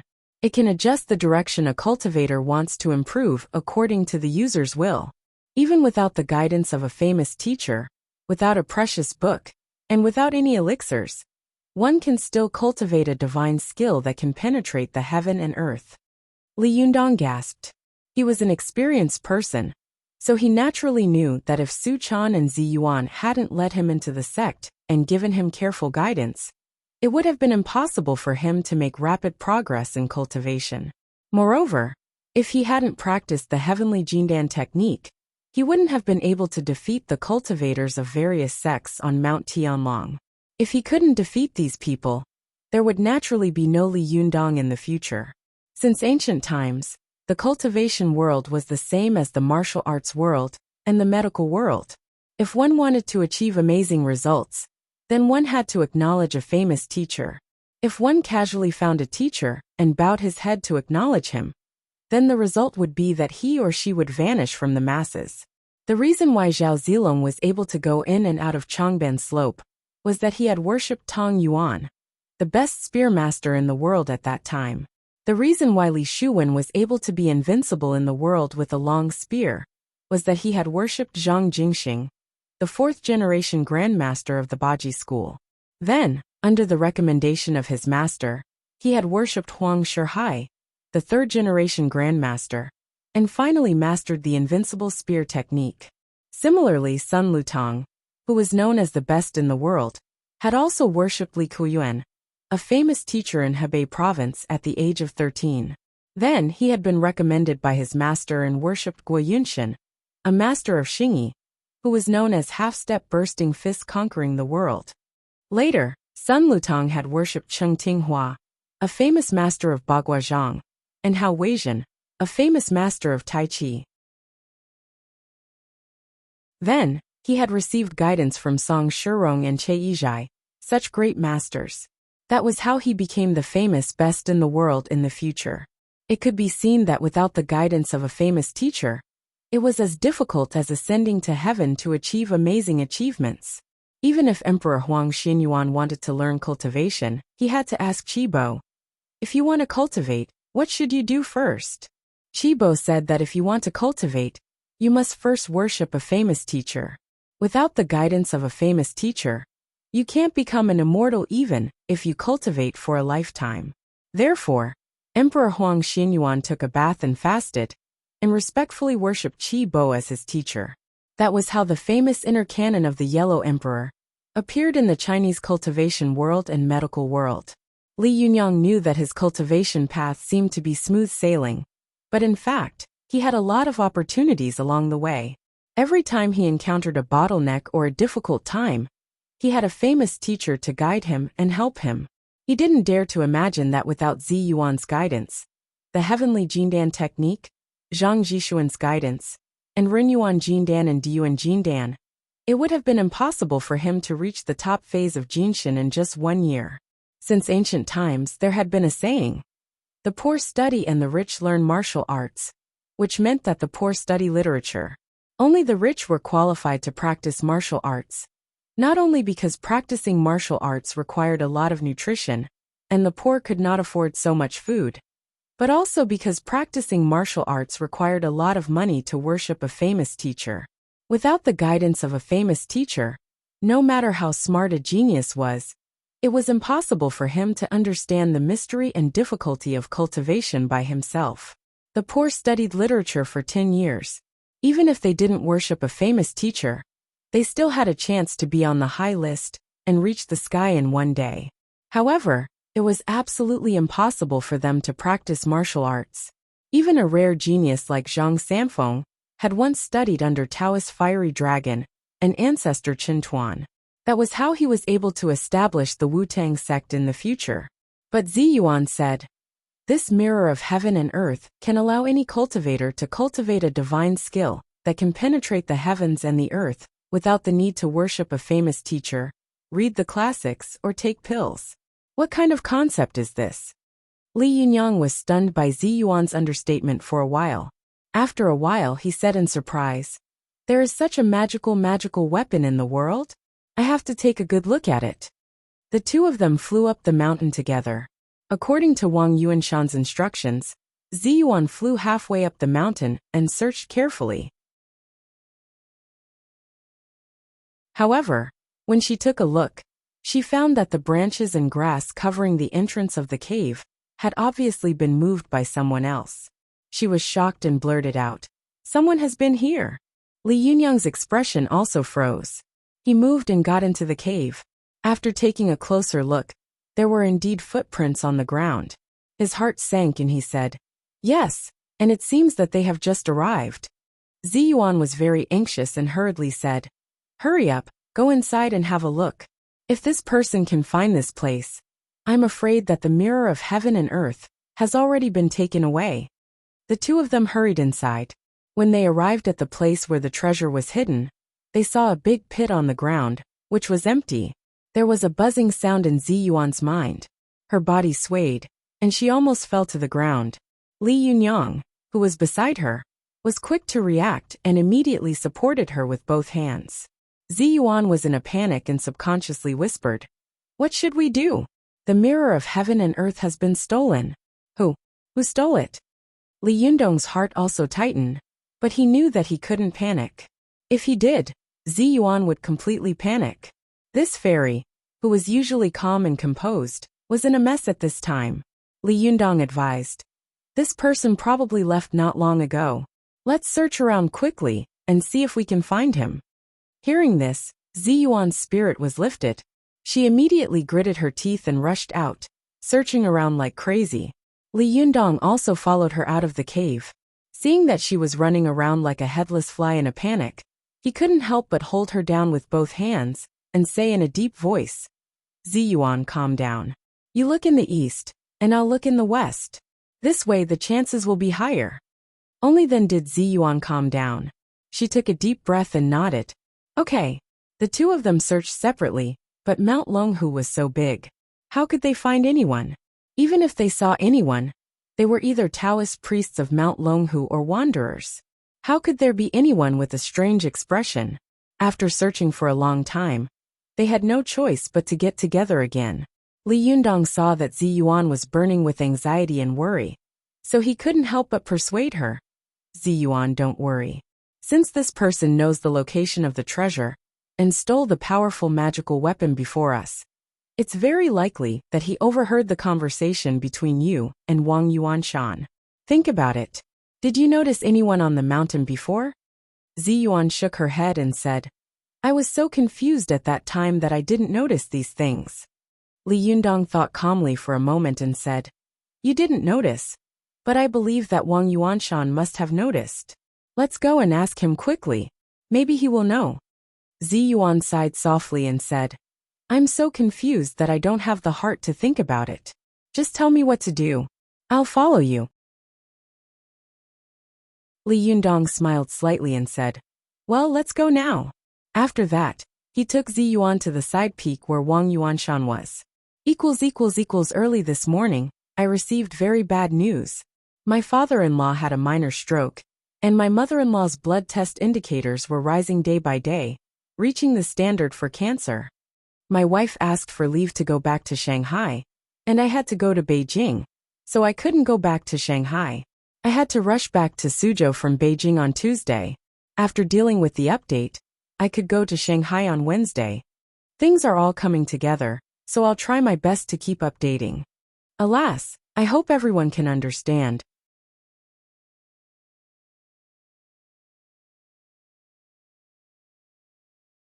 Chapter 798. Li Yundong took Zi Yuan and flew all the way back to the side peak, where Wang Yuanshan was imprisoned. However, Li Yundong was surprised to find that in less than 2 hours after they left, this side peak was already full of Taoist priests in Taoist robes. Especially when Li Yundong and Zi Yuan walked to the foot of the mountain, a Taoist priest immediately came up to them and asked with a vigilant face, This is not the tourist area. You can't enter at will. Mount Longhu was very large, with 99 peaks. There were often groups of backpackers climbing around this mountain. The Taoist priest saw that Li Yundong and Zi Yuan were both dressed in ordinary clothes, so he thought they were tourists who liked to wander around. At a glance, Li Yundong saw that the Taoist priest's temples were bulging, and his eyes were shining like light bulbs. In particular, his muscles were like dragons, and even the loose Taoist robe could not hide them. He looked extremely powerful. The Taoist priest held a horsetail whisk in one hand and hid the other in his sleeve. He showed an extremely aggressive and hostile aura. Li Yundong hadn't expected that less than 2 hours after he left the mountain would be under martial law. He was stunned for a moment. Yu Ziyuan looked at each other and asked, "I just left here. Why can't I enter the mountain now?" The Taoist priest had never seen Li Yundong and Zi Yuan before. He looked at them carefully and saw that although Li Yundong was no different from ordinary people, he had a different temperament, especially Li Yundong's skin, which was as delicate as porcelain, and his eyes were bottomless. His aura made people not dare to underestimate him. In particular, Zi Yuan, who was beside him, had an ethereal aura and a beautiful appearance. She was dazzling. It seemed that she was not an ordinary person. The Taoist priest did not dare to be careless. He frowned slightly and said, "Humph, 1 has left and 2 have come. The order to close the mountain has just been issued. If you have anything to do, I can only apologize. Please go back. From today on, this mountain will not be open to the public." But Li Yundong wanted to say more, but Zi Yuan suddenly grabbed him and said, "Forget it, Li Yundong, let's go first." Li Yundong frowned and walked a few steps back with Zi Yuan. But after a while, he suddenly turned around and asked, "Someone else was here before." "Who else?" The Taoist said impatiently, "He's just a man. Why do you care so much?" Li Yundong thought for a moment and asked, "How old is this person? What does he look like? What kind of clothes is he wearing?" The Taoist priest seemed extremely impatient. He waved his hand and said, "I don't remember. Let's go. If you don't leave now, I'm going to kick you out." Li Yundong was a little unhappy and wanted to force his way into the mountain, but when he saw that Zi Yuan was just shaking her head at him, he had no choice but to stop asking. After nodding to Zi Yuan, the two of them slowly walked out of the Taoist sight. "Something's wrong. Why did they seal the mountain right after we left? Moreover, this Taoist priest's cultivation is not low. He seems to be very powerful." The more he thought about it, the stranger he felt. Zi Yuan said in a low voice, "Obviously, after Wang Yuanshan finished the last thing, the Jingyi school sealed the mountain to prevent the news from leaking out.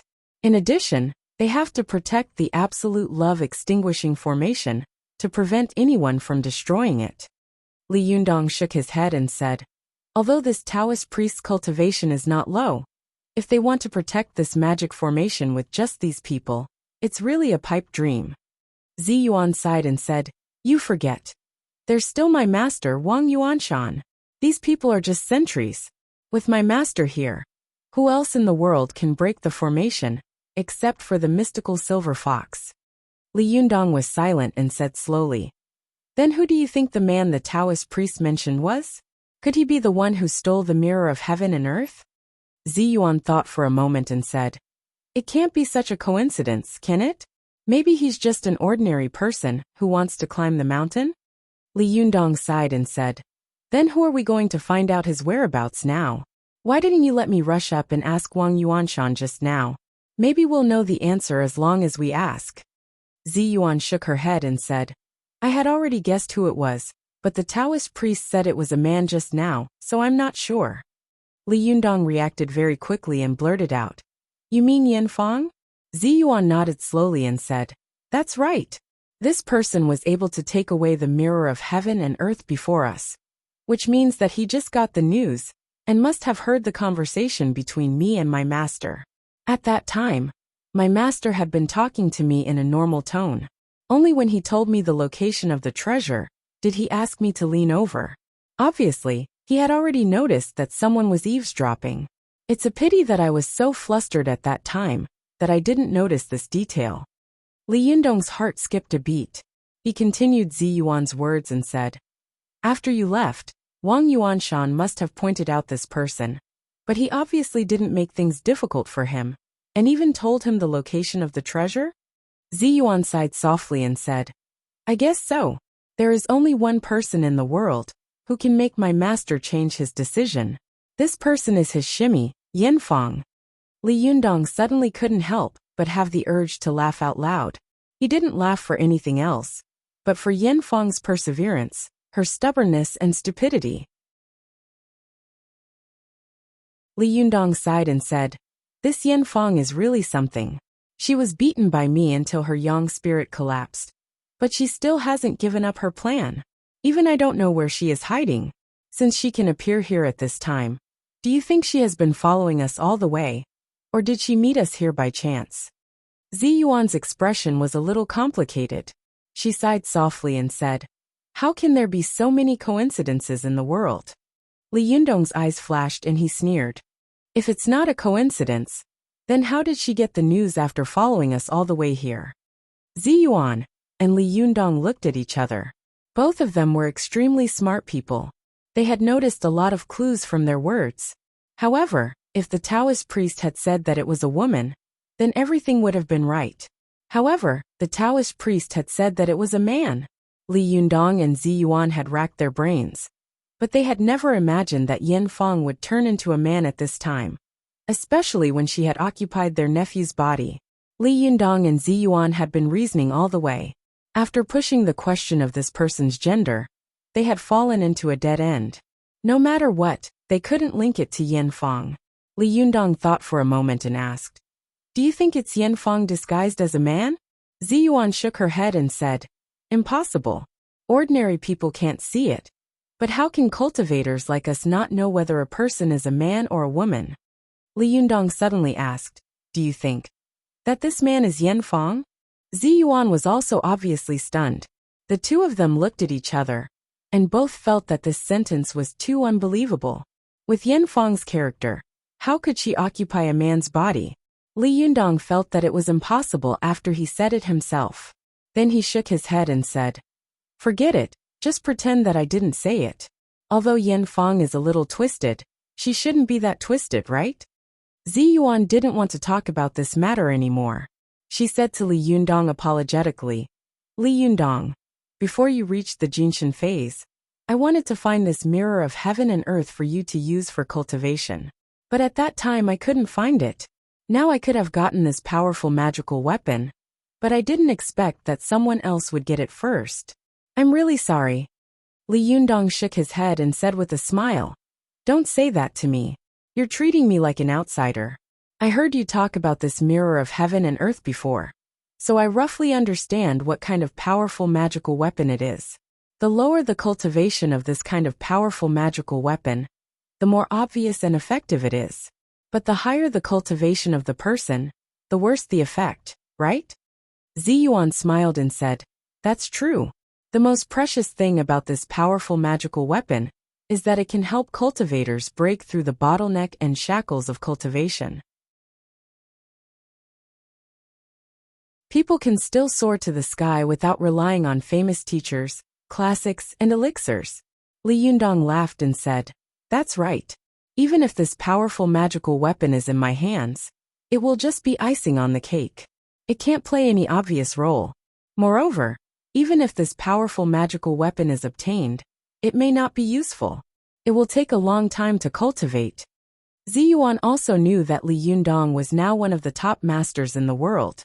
Before he broke through to the Jinshin phase, this mirror of heaven and earth was a priceless powerful magical weapon. But now, this powerful magical weapon was not even as useful as the 7 treasure pouch. At this time, hearing Li Yundong's words, Zi Yuan suddenly felt a lot more relieved. She smiled and said, "Since you think so, I feel much more at ease. However, Master's powerful magical weapon will eventually be found." Li Yunyang said, "Don't worry. Yanfang took great pains to get the Qianquan Rui mirror. Her purpose is to target our Fox Zen school. When the time comes, she will definitely show up. We just need to wait for her to show up."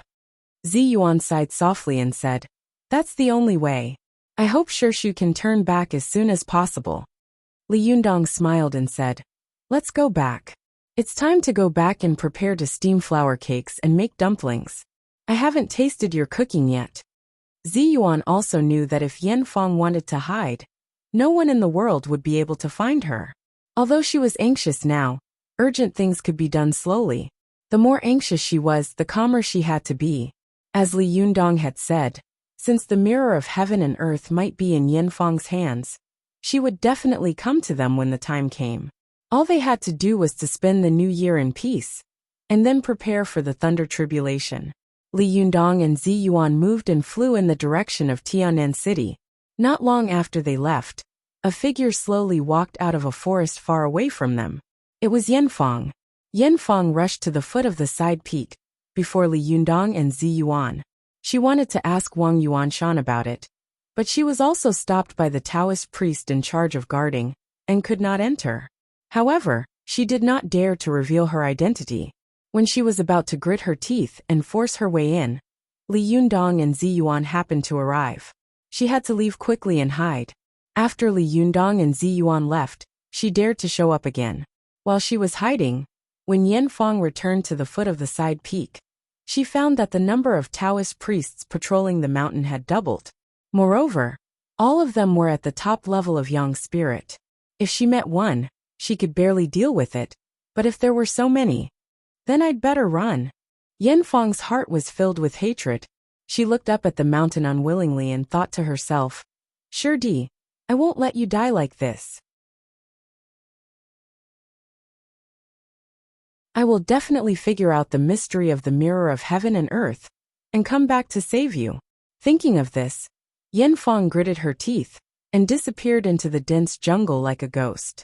Thank you for your concern. I didn't sleep well last night. I only slept for 5 hours before I got up to catch the train. I was not in a good state of mind all day. After running outside for a day, I am now staying in the Ibis Hotel in Beijing. The environment is very good, but I am a little too tired. I worked hard and finally didn't stop updating. As for the other update, I can only get up tomorrow morning to make it up. I hope you can understand.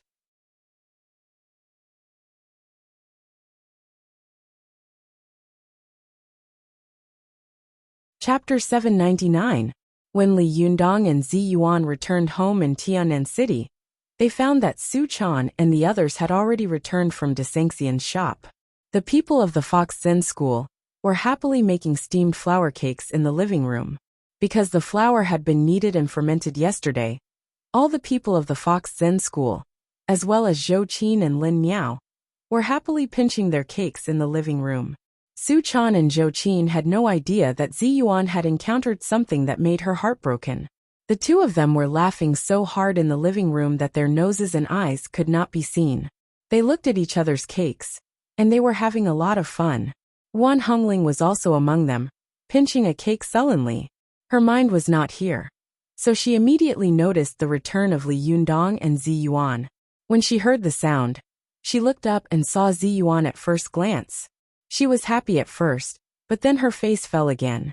She continued to pinch the dough in her hand with a sullen face. When Su Chan, Zhou Qin, and the others saw Li Yundong coming back, they all cheered and laughed. Su Chan held the cake in both hands and skipped to Li Yundong. She said with a smile, "Yundong, look, this is the cake I made. Isn't it beautiful?" At a glance, Li Yundong saw that Su Chan's hands were covered in flour, and her face was covered with white flour marks. She looked like a dirty kitten. The flour cake in the girl's hand was a scene. There was a small bridge and a willow tree in the scene. Next to the bridge, under the willow tree, there were two little people.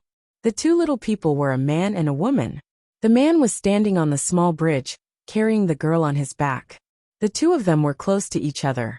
The girl held the boy tightly with both hands, wishing she could rub herself into the boy's body. Although Su Chan was sometimes careless, she was clever and deft. The flour cakes she made not only had tiny characters and patterns on the small bridge, but even the leaves of the willow tree were made into willow leaves by her small scissors. The two dough figurines had delicate facial features. Although they hadn't been colored yet, At first glance, others felt that the two dough figurines were vivid, as if they could jump up on their own if they were given a breath of immortal qi. As soon as Li Yundong saw the cake Su Chan was making, he laughed. He knew that this was the scene when he had found Su Chan again in Shantang Donggu City. This was also something that only the two of them knew. Li Yundong smiled at Su Chan, his smile extremely gentle. Su Chan also looked at Li Yundong, smiled sweetly and said, "Yundong, did I do a good job?" The little girl usually got along with Zi Yuan and Zhou Qin. The two of them were not weaker than her in the areas that the little girl was good at. In many areas that the little girl was not good at, they made the little girl feel ashamed of her inferiority. But today, when it came to making flour cakes, she was the only one who was good at it. She had skillfully made this vivid, exquisite, and beautiful flour cake. Su Chan was both proud and happy. So as soon as she saw Li Yundong, she ran over to ask for praise. The smile on her face was even more happy, as if she had already heard Li Yundong's praise. The eager look in her eyes seemed to be saying, "Praise me, come and praise me." Li Yundong laughed in his heart. After carefully looking at the cake, he pretended to be in deep thought, frowned, and shook his head. Su Chan's heart skipped a beat when she saw this. She suddenly asked uneasily, "What's wrong? Is it not good?"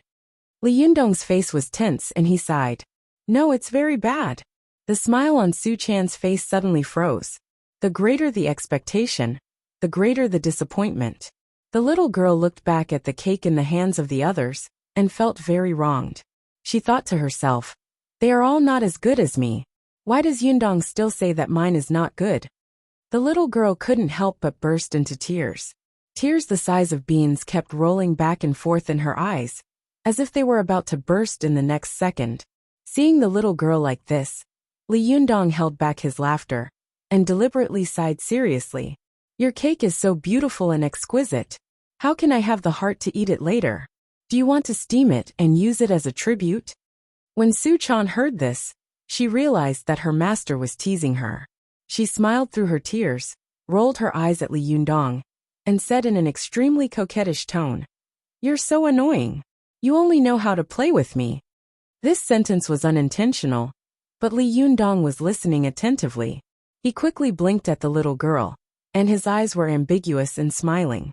Su Chan immediately understood, and her pretty face turned red.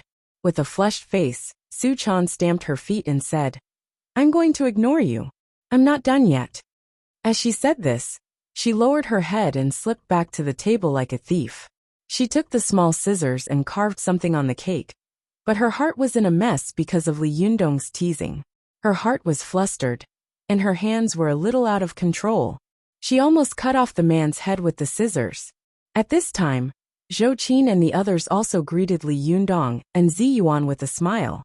As soon as Zi Yuan returned, she was infected by the happy atmosphere, and the depression in her heart was temporarily swept away.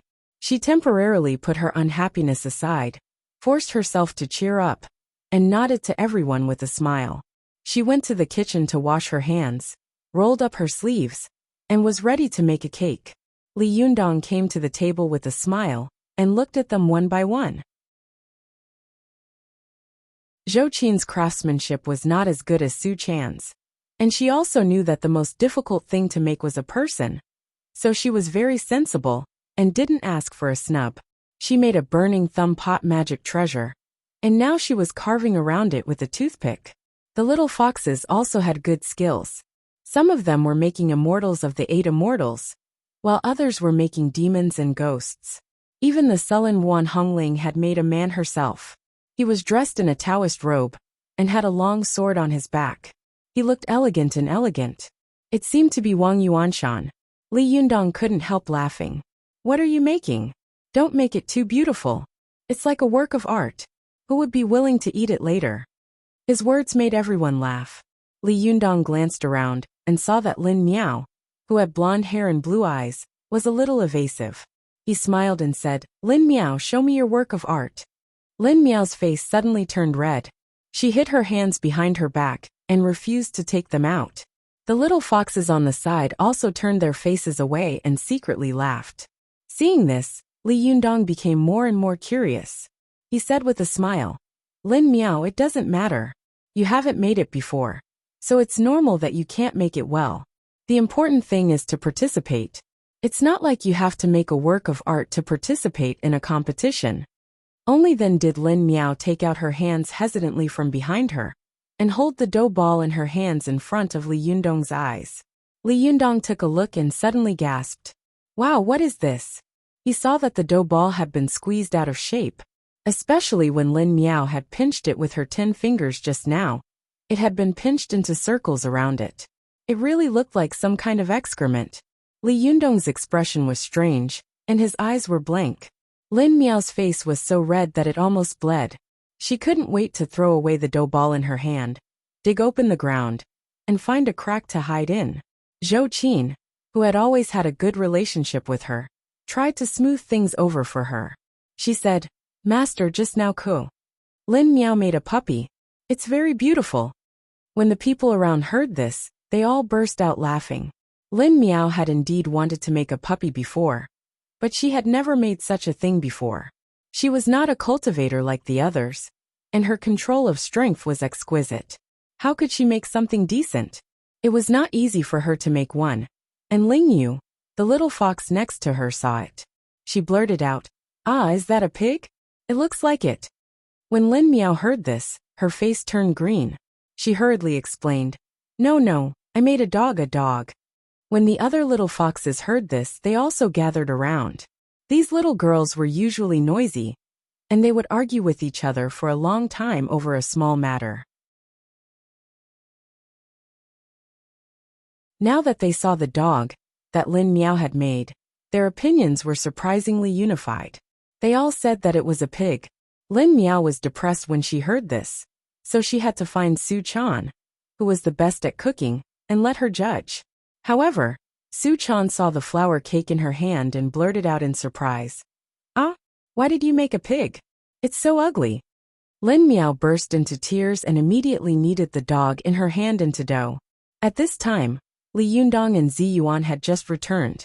After listening to Ling Yu's story, Li Yundong couldn't help laughing in his heart. The smile on his face became even wider, making Lin Miao feel ashamed. Su Chan, who had been teased by Li Yundong, felt a little sympathy for Lin Miao. She couldn't stand it, so she quietly poked Li Yundong, coughed dryly and said, In my opinion, the one Lin Miao made is a good flour cake. Otherwise, who would be willing to eat it when everyone makes it more beautiful? We can't just sit back and watch when we make it, right? As soon as Su Chan spoke, the other little foxes also smiled and said yes. Everyone took the opportunity to leave the stage. After all, they were all on the same side. They lived under the same roof and would see each other all the time. Why bother? Why bother? Li Yundong also tried hard to hold back his laughter and said seriously, Yes, I agree with Comrade Su Chan very much. What she said is very reasonable. Although the shape of Comrade Lin Miao's flour cake is simple, it is easy to understand, concise, and skillful. It combines practicality and artistry, and can be called a model of flour cake of this generation. As he spoke, he became more and more excited. He pointed to the flour cake in Lin Miao's hand and said, Look, although the shape is irregular, it is full of the style of postmodern magic. The unique shape also has the style of Picasso, abstract and thought-provoking. Look at the shape, it looks like an elegant cloud. Such an elegant cloud really allows one's imagination to run wild, and let one's imagination run wild. Li Yundong was very eloquent, and he had praised the extremely ugly dough to the sky.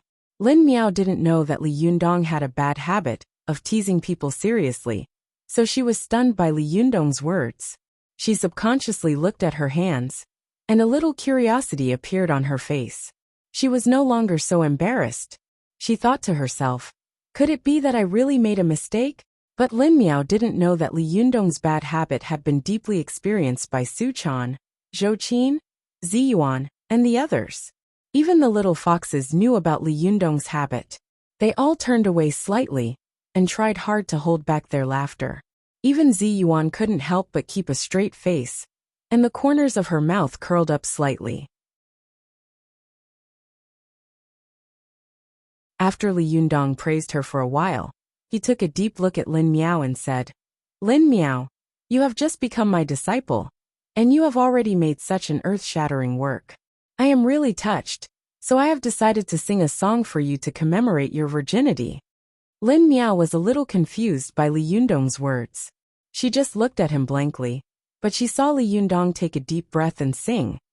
There is a cloud made of rain in the wind, a cloud made of rain, a cloud made of rain, a lump, a lump. When Su Chan and the others heard this, they looked at the dough in Lin Miao's hands again. This shape, this pattern, isn't it a lump? They finally couldn't hold it in any longer and burst into laughter. I didn't sleep well again. I woke up at 5 o'clock. I tossed and turned and I really couldn't sleep. I'd better get up and make up for the chapter 1 missed yesterday. Alas, I really can't afford to be hurt by the sins of a writer.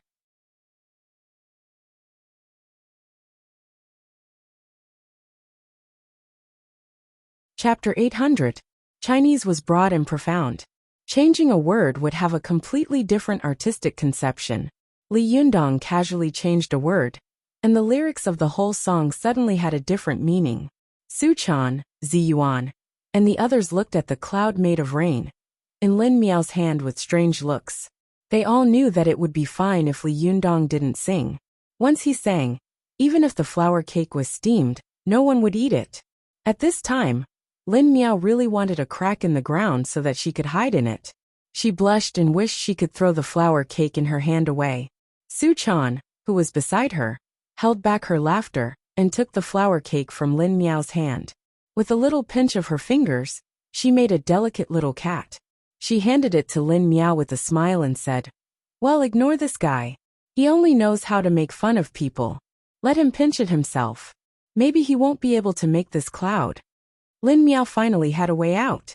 She smiled at Su Chan with great gratitude, but her eyes didn't dare to look at Li Yundong at all. Li Yundong chuckled and glared at Su Chan, pretending to be angry. "In front of so many people, you actually ruined my show. Do you really want to tear down the roof tiles?" Su Chan made a face at Li Yundong. "If you have the ability, make one yourself." Li Yundong raised his head and laughed. "Are you looking down on me? Look carefully." As he said this, he reached out to grab the dough. Su Chan, who was beside him, immediately pushed him to the bathroom with a smile. "Go wash your hands first. It's so dirty." Li Yundong wiped the little girl's body with his hand a few times with a cheeky smile and said, "Okay, I've wiped it clean." The little girl was so angry that she jumped up and patted the place on her body that had been wiped by Li Yundong. She said angrily, "You're so annoying. Where are your new clothes? I didn't even get them dirty when I made the flour cake, but now you've made them dirty."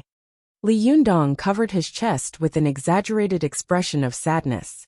He pointed to the face that the little girl had made of him carrying her across the bridge in Shantang, and said in a choked voice, "At that time, you grabbed my clothes so dirty that I couldn't wash them clean. Now I touched you a few times, and you despise me so much." Seeing Li Yundong's tearful appearance, Su Chan couldn't help but burst into laughter. She put one hand on her waist and touched Li Yundong's hair with the other hand.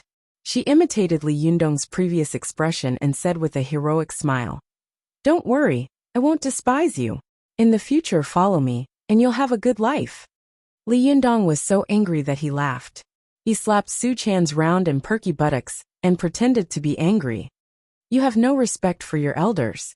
Don't you know that a man's head and a woman's waist can only be looked at but not touched?"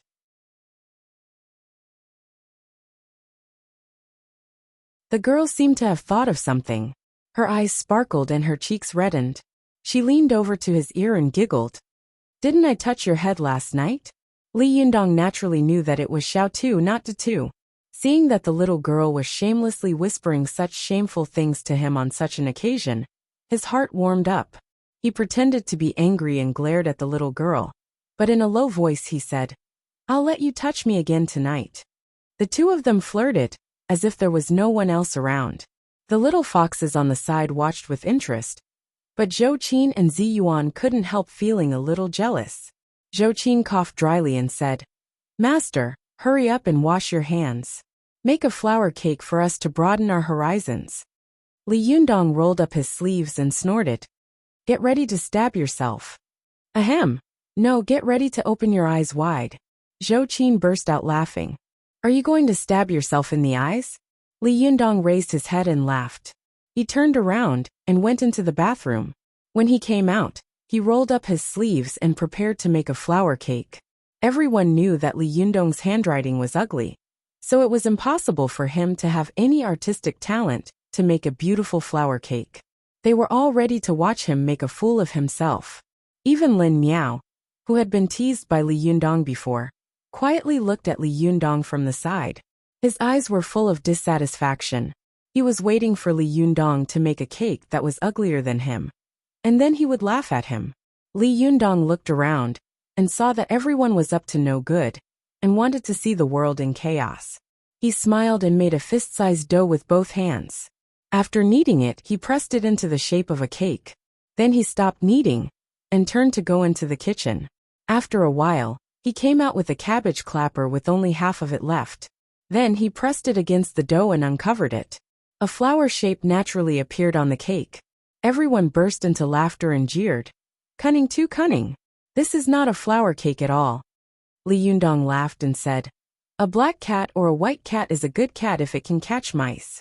Wan Hongling, who had been in a bad mood, couldn't help laughing when she saw this. She pursed her lips and quarreled with Li Yundong, which was rare. You're really shameless. What kind of skill is opportunistic? It will make you lose face if others know about it. Li Yundong asked curiously, is my skill in making flower cakes? Ziyuan was most afraid of Wan Hongling and Li Yundong bickering. At this time, she hurriedly came out to smooth things over. She smiled and said, don't talk so much. This kind of flower cake is for eating. Let's hurry up and steam it. It's time to eat. Wan Hongling snorted and muttered in a low voice. People are taking sides, but you only know how to take sides. Ziyuan was flustered when she heard this. She couldn't help but look at Su Chan, and then glared at Wan Hongling. However, Wan Hongling turned her head away and whispered, isn't that so? Ziyuan was angry, but she couldn't lose her temper at this time. Fortunately, Su Chan and the little foxes were busy making flower cakes again. Their hands were nimble, and they quickly made one exquisite and beautiful flower cake after another. Lin Miao, who was standing to one side, was full of envy. She really wanted to try making another one by herself. She looked eager, but she was afraid that she would be laughed at if she didn't make it well. Seeing her like this, Su Chan smiled and pinched a ball of dough, then handed it to Lin Miao. Here, take it. Lin Miao retracted her hand and quickly shook her head with her hands behind her back. No, I really won't make it. Su Chan smiled and said, oh, everyone has their own strengths. What's so strange about not being able to make a cake? I can't even cook well. Now Yundong doesn't even allow me to get close to the kitchen. I hate it. As she said this, she wrinkled her cute little nose at Li Yundong, looking cute and innocent. Li Yundong couldn't help laughing. You're good. You actually exposed your shortcomings. If I were you, I would be embarrassed to say such things. Su Chan said angrily. I'm helping you enlighten your disciple. Li Yundong smiled and said, okay, sister bosom, go on. Su Chan was a little unhappy. She stamped her feet and said, I'm not a big sister. I'm not that big. I'm a bosom lady. This sentence made Li Yundong laugh so hard that he almost threw his head back and died. Tears were about to come out of his eyes. He said breathlessly, well, you are a considerate lady. Ziyuan and Zhou Qin also suddenly laughed so hard that they almost passed out. The two of them hurriedly turned around and trembled with laughter. All the members of the Fox Zen school had been in the secular world for a long time, so they naturally knew what this bosom lady was. They all laughed so hard that they cried out. At first, Su Chan was a little confused. She stared at these guys who were laughing so hard with her big eyes wide open. But soon, she came to her senses and blushed with shame. She covered her face and went into her room. Li Yundong laughed so hard that his stomach hurt. After he managed to hold back his laughter, he went into the room to coax Su Chan. However, no matter how Li Yundong coaxed Su Chan, she just buried her head in the pillow like an ostrich and refused to go out again. Li Yundong held back his laughter and said, how long are you going to hide in the pillow like this? Won't you eat the cake later? Su-chan buried her head in the pillow and said in a muffled voice. No, no. You bully me. You only know how to bully me. Li Yundong's face twitched with laughter, and he cried out in grievance. I didn't. You said that you were bosom lady. Su-chan was so angry that she turned her head and pounced on Li Yundong, scratching and biting him. You're so annoying. I hate you so much. If you say that again, I'll bite you to death.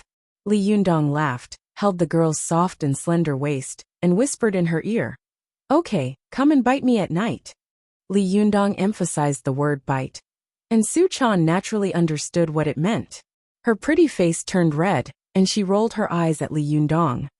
I'll bite you to death at night. Li Yundong chuckled and tapped her nose. Okay, I'll be waiting. The two of them chatted in private shamelessly. Outside, Ziyuan and the others were busy preparing the steamed cake. After Li Yundong finally coaxed Su-chan, he walked out of the room and saw that the steamed cake had already begun in the kitchen. Lin Miao stood aside and looked enviously at Ziyuan, who was busy skillfully in the kitchen. Li Yundong walked over and said with a smile, What's wrong? Haven't you done it before? Lin Miao shook her head with a face full of shame and said, Well, I've never done these things before. As she said this, she looked at Li Yundong timidly and asked in a low voice, Master, am I a terrible disciple? Isn't it a little too late for me to start cultivating at this age? I heard that the younger you are, the better you are. Li Yundong shook his head with a smile and said, What's too early? I was already 20 when I started cultivating. At your age, why are you in such a hurry? Bill Gates became the richest man in the world at the age of 39. Chen Tianxiao became the richest man in China at the age of 31. Sun Zhongshan founded the Xinjiang Association at the age of 28. Sun Quan occupied Jiangdong at the age of 19. Ding Junhui won the world championship at the age of 15. Deng Bor won an Oscar at the age of 7. Beethoven began composing at the age of 4, and the Calabash brothers began fighting monsters when they were born. Tell me, who do you want to compete with? Lin Miao was also a smart person. She understood the meaning of Li Yundong's words. She smiled a little embarrassedly and said, I know. I will be down to earth and learn. Li Yundong nodded, rolled up his sleeves with a smile, and began to help. With Li Yundong's help, Ziyuan soon brought the flour cakes to the table one by one. Everyone gathered together and had a delicious meal. The little girl also ran out with a shy face. When Li Yundong was not paying attention, she grabbed a piece of flour cake and went into the room, refusing to come out again. Li Yundong couldn't help laughing and could only shake his head. After the meal, the group of people went back to their rooms. Zhou Qin was still cultivating by herself. Ziyuan and Wan Hongling were whispering in their own rooms. And the little foxes were also meditating in their own rooms. It was not until late at night that Li Yundong's unlocked door was pushed open. The little girl secretly poked her head in from outside. She saw Li Yundong sitting cross-legged on the bed, looking at her with a smile and saying, Ah, it's Miss Zhenxin. The little girl closed the door behind her and snorted. You're so annoying. It's Sister Zhenxin. Li Yundong smiled and said, Thank you, Sister Zhenxin. Please let Miss Zhenxin come. Su-chan and Li Yundong had been intimate with each other for the whole night. Although they hadn't reached the last step, they had done a lot to please each other. The little girl had tasted the sweetness, so she was naturally very happy and excited. She got into Li Yundong's arms, raised her neck, and said to Li Yundong pitifully, I'm so pitiful. I'm a big sister during the day and a miss at night. Li Yundong couldn't help but burst into laughter. He hugged the little girl dotingly and rubbed his nose against her cheek. Silly, he said. Just treat me as your mistress, okay? Su-chan made a face and said, You're so annoying. It sounds so bad. Say something else. Li Yundong laughed and said, Okay, Miss Zhenxin is here. Little girl, I'm waiting for you to bite me to death. Su-chan blushed and giggled. You're so shameless. You only know how to think about this kind of thing. As she said this, her eyes turned and her eyes were as charming as silk. After pulling back her hair, she took a bite. I updated very late. Sorry because I came back even later. I'll get up tomorrow morning to make up for the second update. I really can't stand it, so I'm going to sleep.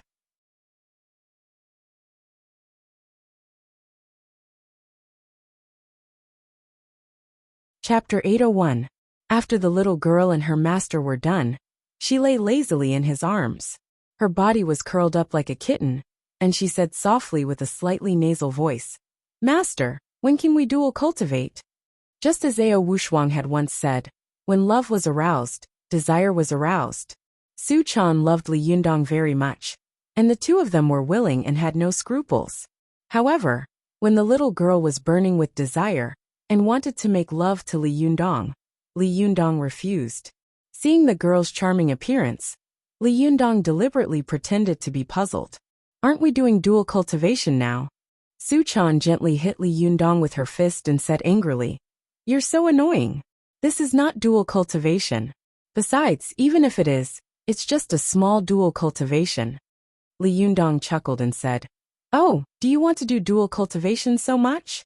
The two of them were talking in private. Although they had done the most shameful things in the past, Su Chan still blushed. She turned her head away in embarrassment and said angrily, "You're so annoying. You know the answer. You say it as if you don't want to." Li Yundong's face tightened, and he said seriously, "Ba, my 5 dragons embracing pillar magic kung fu has reached the sublime realm. I don't know anything about dual cultivation. Why don't you give me some advice, benefactress?" Su Chan couldn't help laughing.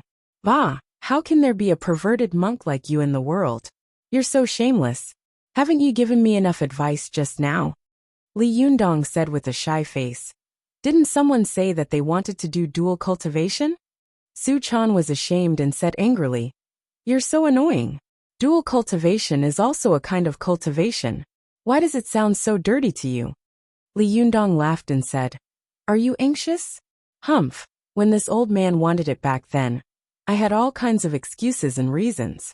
Now, I'll let you understand the feeling of anxiety and suffering. When you've cultivated the 9 white bone claw to the 9th heavenly layer, then come and compete with my 5 dragons embracing pillar." The two of them laughed for a while, and Su Chan felt drowsy, but she still forced herself to talk to her master. Li Yundong saw that she was really sleepy, so he said softly, "If you're tired, go to sleep. Why don't you go back to your room?" The little girl and her master were very intimate, and they couldn't wait to be together every second. Now that the heat was coming, how could she be willing to leave? She wriggled in his arms and said coquettishly, "No, I want you to hold me to sleep." Li Yundong couldn't help laughing. He held the little girl in his arms, as if he were holding a large pet. He patted her back with one hand and coaxed her softly, "Okay, I'll hold you to sleep." The little girl adjusted her posture with satisfaction and changed to her most comfortable position. Then she fell asleep in Li Yundong's arms. After a while, there was a soft and lovely snoring sound coming from her sinuses. Li Yundong looked at the little girl in his arms lovingly, and his heart was full of joy and satisfaction. He couldn't help but think of the scene when he had just been driven out of the rental house by the landlady. He had taken the little girl to live in the temporary hotel, and he had held her for the night. He had endured it for the whole night. For a moment, the smile on Li Yundong's face became more and more gentle.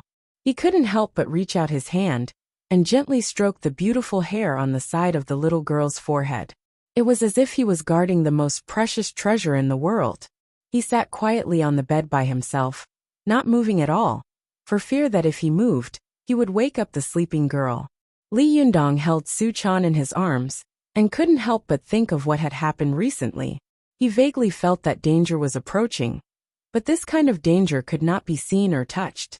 Even if he wanted to be on guard, what he could do was extremely limited. In particular, Li Yundong was very worried about Zi Yuan. If Wang Yuanshan really died with the mystical silver fox, the blow to Zi Yuan would be obvious.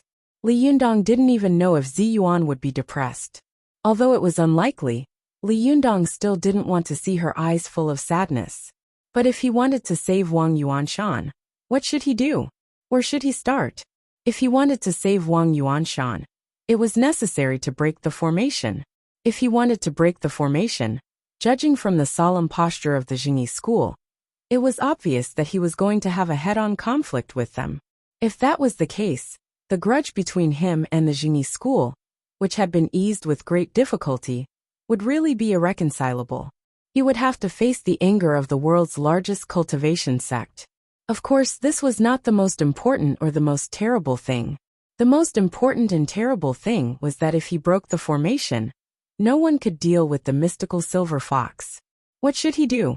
No matter how conceited Li Yundong was, he didn't dare to pat his chest and say that he could definitely deal with the mystical silver fox. When he first entered the secret room of the Fox Zen school, he saw the mystical silver fox writing the heavenly Jindan technique with her bare hands on the hard granite for the first time. The shock was still fresh in Li Yundong's memory. In particular, the domineering and majestic words of the mystical silver fox really left an unforgettable impression on Li Yundong. He knew that the words were like the person. How powerful was her strength to cultivate such momentum and confidence? If Wang Yuanshan couldn't deal with her, who in the world would be a match for the mystical silver fox? Thinking about these things, Li Yundong unconsciously fell into deep thought. It was not until dawn that Su Chan woke up in a daze. As soon as she opened her eyes, she saw Li Yundong looking at her with a gentle gaze, his eyes unblinking. The little girl only felt that Li Yundong's eyes were warm, as if they were going to melt her. Although she was still a little sleepy, she still smiled sweetly and asked, "You haven't slept all night?" Li Yundong chuckled and said, "Well, I'm meditating and practicing qi." Only then did Su Chan look at herself. Her sleeping posture was almost exactly the same as before she fell asleep. She hadn't moved much. Li Yundong had held her in his arms all night. How could he meditate and practice qi? It was obvious that he was comforting her. She was moved and the smile on her face became sweeter. "You're lying. You didn't meditate and practice qi at night." Li Yundong pretended to look at Su Chan in surprise. "Goddess, you're amazing.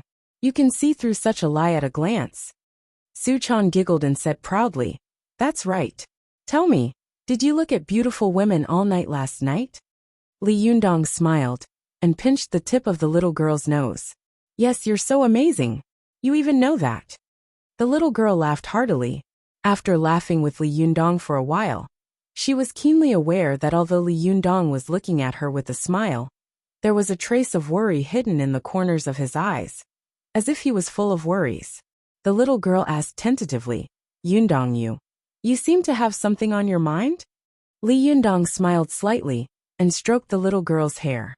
"Why do you say that all of a sudden? What's on my mind?" Su Chan refused to believe him. She shook her head and said, "No, I can see whether you have something on your mind or not. Yundong, why don't you tell me if you have something on your mind?" As she said this, the little girl held Li Yundong's arm nervously. "Do you dislike me?"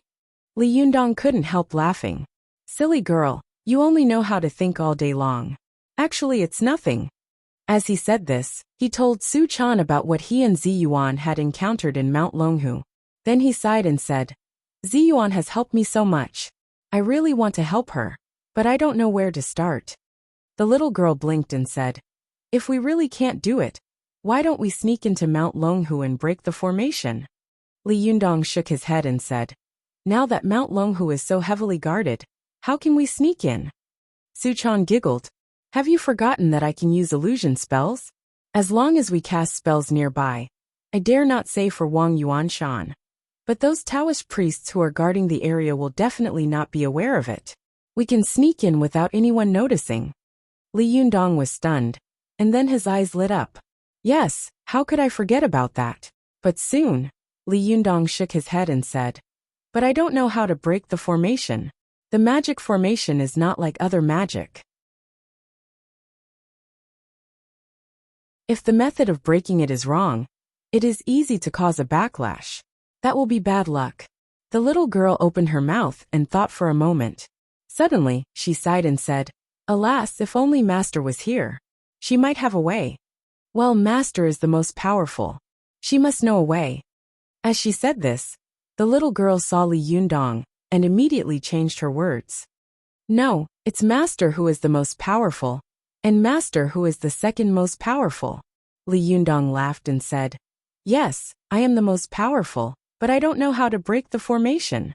The little girl made a face at Li Yundong and was about to speak when she suddenly heard a voice coming from outside. It was Zhou Qin's surprised voice. Lu Feier, President Chao, you're here? When the little girl heard this, she immediately jumped up and said in surprise, oh, they're here. I have to go out quickly. I can't let them see me here. As she said this, the little girl was about to get out of bed. Li Yundong laughed and hugged Su Chan. Stop it. Do you think that no one will know if you go out now? Why do you make it look like you're having an affair? Are you afraid that people will catch you in bed? The little girl blushed, covered her cheeks with her hands and said angrily, you're so annoying. Get out quickly. I don't want to go out. I don't want to be seen by them. As she said this, she begged and stayed on the bed, refusing to get up. Li Yundong had no choice but to freshen up a little in the bathroom in the room and go out by himself. As soon as he went out, Li Yundong saw Lu Feier standing in the living room. She was slim and graceful, with light makeup on her face. Chao Kefi was standing next to her. Chao Kefi had a faint smile on her face, but her appearance and temperament were more beautiful than when he had met her before. Just standing there was an invisible aura that kept spreading out. Even Li Yundong, who was used to seeing beautiful women and had a firm mind, felt his heart pounding when he saw her. He was shocked by Chao Kefi's amazing beauty. Li Yundong was stunned for a moment. Lu Feier, who was next to him, pursed her lips and smiled. She nudged Chao Kefi with her elbow and said with a smile, someone is dumbfounded, Sister Chao. Chao Kefi's cheeks were slightly red. She looked at Li Yundong with some embarrassment and said, I'm sorry to have caused you trouble. Do you think I came too early? Only then did Li Yundong come to his senses. He laughed and said, it's okay. It's a pleasure to have a friend coming from afar. Have a seat. Ling Yu, go and pour some tea. What are you waiting for? Ling Yu immediately jumped up and said with a smile, okay, I'll go now. As soon as she moved, she heard someone knocking on the door again. Ling Yu giggled and said, it's really the new year. It's so lively. Are there magpies singing on the branches today? As she said this, she jumped to the door and opened it. She poked her head out and said with a smile, who is it? As soon as she poked her head out, she was immediately startled. She immediately stopped smiling and said in surprise, oh, it's Shu. You're back. As she said this, she turned her head and shouted in surprise, Shu Wushuang is back. Her voice was crisp and loud, and everyone heard it. All the people of the Fox Zen school immediately rushed out. At this time, the door of Li Yundong's room was also suddenly opened. The little girl, dressed in a nightgown with messy hair, rushed to the door like a gust of wind and cried, Master, you're finally back. Chana missed you so much. Sorry. I was called out after writing 2,000 words this morning. After a busy day, I just entered the room and quickly wrote a chapter and posted it. There will be a chapter later, but it's a little late. Don't wait for me. I have to rush back to Suzhou by train tomorrow morning, so I guess I owe you another chapter in the end. What a tragedy.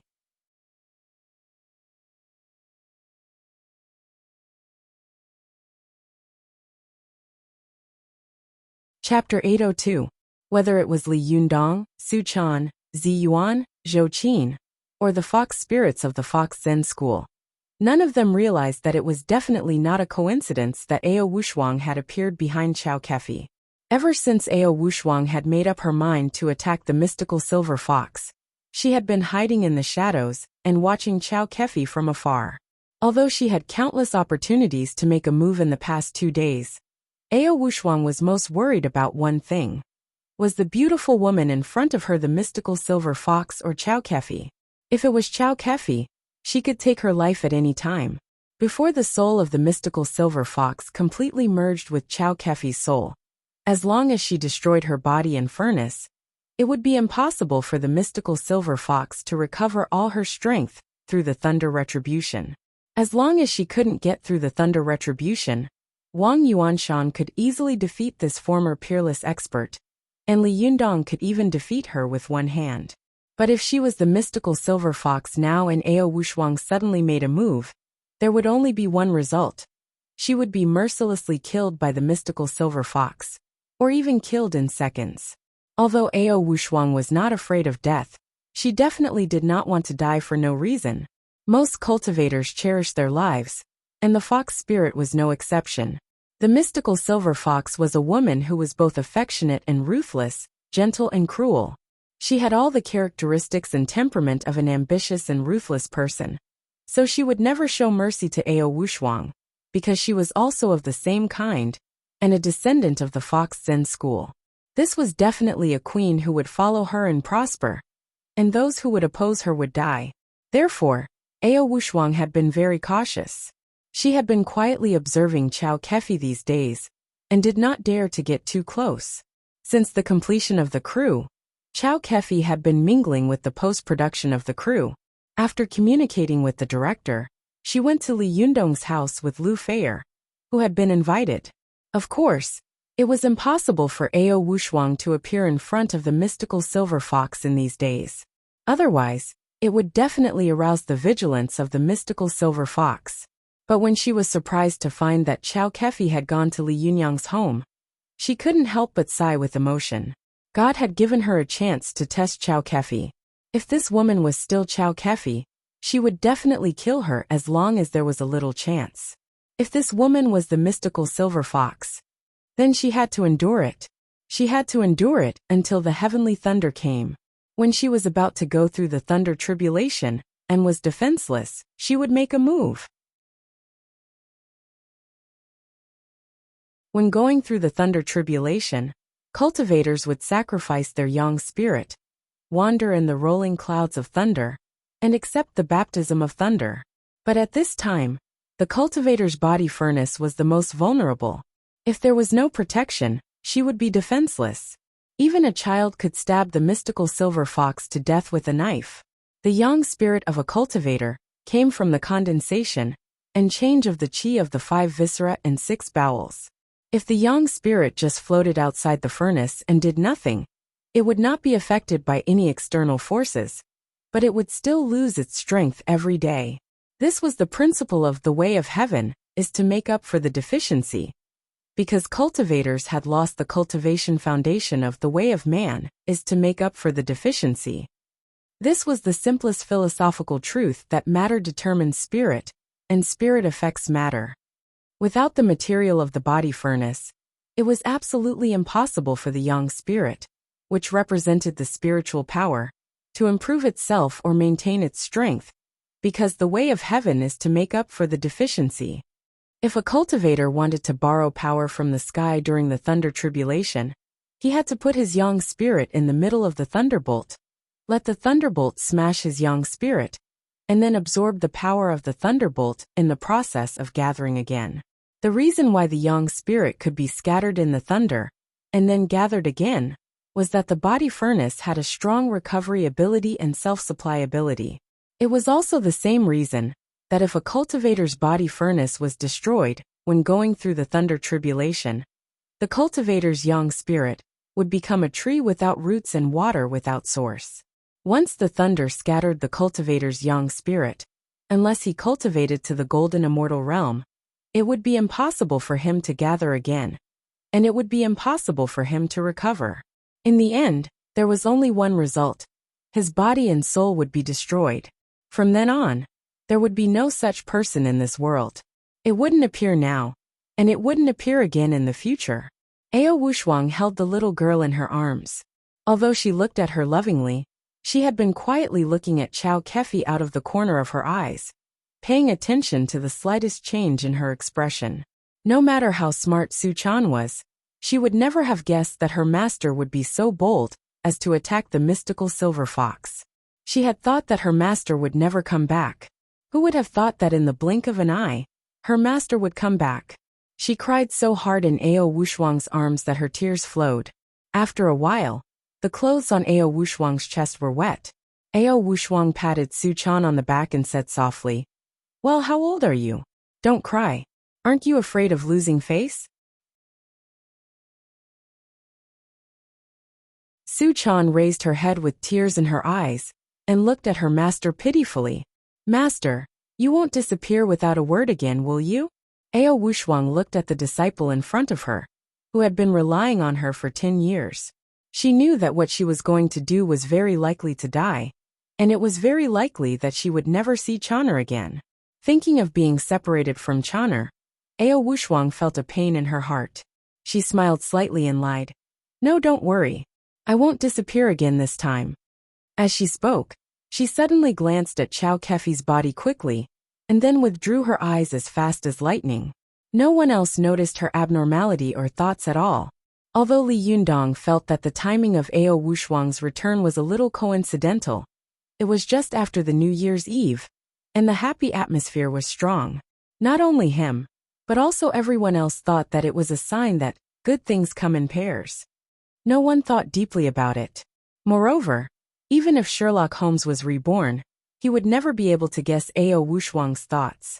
Li Yundong, Zi Yuan, and the others couldn't have expected it, so naturally, Chow Kefi couldn't have noticed it either.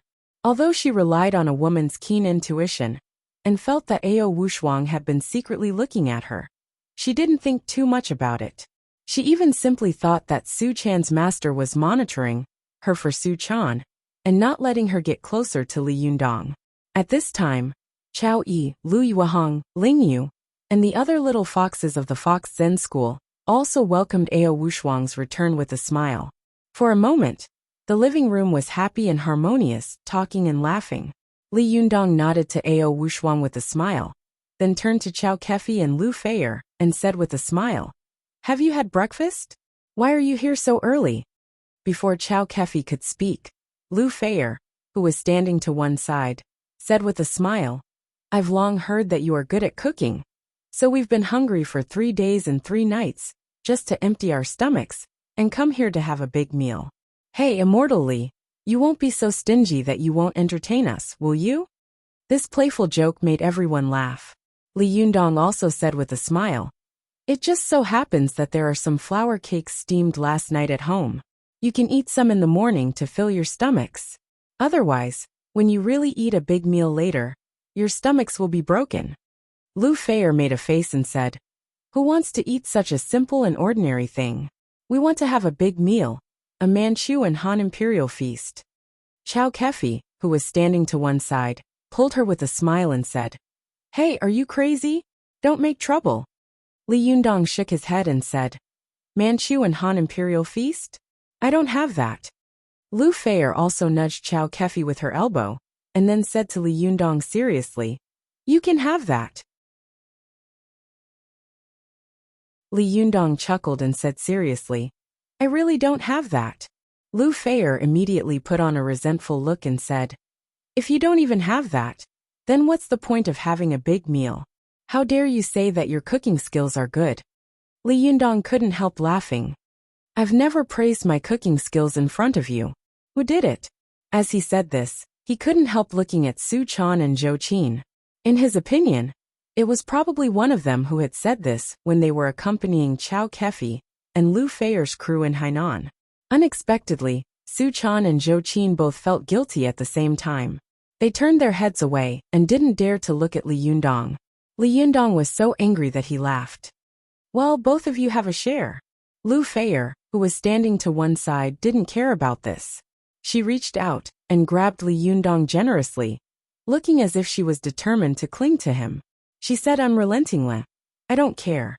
Anyway, you have to treat us well today. We can't eat outside. We have to cook for ourselves. Besides, I want to have a Manchu and Han imperial feast." Everyone knew that Lu Feier was joking, so they all looked at Li Yundong with a smile, waiting to see him make a fool of himself. Li Yundong pretended to be embarrassed and said helplessly, "There's no Manchu and Han imperial feast. Do you want a Manchu and Han imperial feast?" Lu Feier couldn't help laughing and said, "Bah, it's so smelly and dirty. I don't even have an appetite." Li Yundong was overjoyed. "No appetite? That's good." As he said this, Li Yundong waved to the crowd and said, "Kids, no one wants to have a Manchu and Han imperial feast. Let's go do what we should do." Everyone laughed and agreed. Lu Feier immediately stamped her feet and said angrily, "You're so annoying. You're all bullying me." As she said this, she turned her face and looked at Chow Kefi pitifully. "Sister Chow, look, you're little." She wanted to say that her little sweetheart was bullying her. But when Chow Kefi heard the word, she suddenly shivered and immediately pinched Lu Feier's arm hard with her fingers, forcing her to swallow her words. Lu Feier felt the pain in her arm and swallowed her words. She changed her words and said, "Your little abacus is not working. People don't want to buy it. Alas, I thought you had a lot of face, but it turns out that you can't even have a Manchu and Han imperial feast. Let's go. I'm so disappointed and sad. Let's go back and eat cornbread." A big star said that she wanted to eat cornbread when she went back. Who would believe it? Chow Kefi was still in a state of shock from Lu Feier's sudden attack, just now, and a layer of sweat appeared on her back. She secretly glared at Lu Feier, then deliberately sighed and said, "Yes, then let's go back first." Women were born to be excellent actors, and Chow Kefi was also a person who rolled around in the crowd all day long.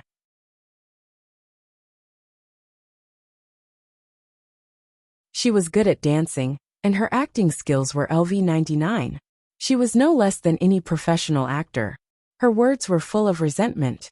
If someone didn't know her well, they would think that she was really unhappy and wanted to leave. Li Yundong naturally knew that they were talking to themselves and joking, but Ao Wushuang didn't know. She saw that Chow Kefi had just arrived and was about to leave, and it was not easy for her to have an opportunity to deal with her face to face. She wanted to test her again, so how could she let Chow Kefi go so easily? Ao Wushuang's heart tightened, and she immediately blurted out, "Isn't it just a Manchu and Han imperial feast? I can do it." Her words shocked everyone. Li Yundong and Ziyuan both looked at Ao Wushuang in shock. She dared to say that she could make a Manchu and Han imperial feast? No way. As the saying goes, a real person doesn't show his face, but isn't this too much?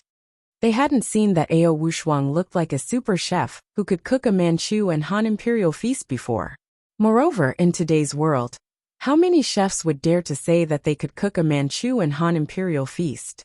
Other people didn't know if Ao Wushuang could cook it, but Su Chan knew it very well. Her master, who even had to buy sesame seed cakes on the street to eat, could cook a Manchu and Han imperial feast? She would laugh her teeth out. Su Chan stared at Ao Wushuang with her eyes wide open. She looked as if she had seen a ghost, and her face was full of disbelief. Seeing Su Chan's expression, Ao Wushuang couldn't help but glare at her and give her a look, as if to say, "You can believe this?" Su Chan immediately shook her head slightly and gave her a look back. "I really don't believe this."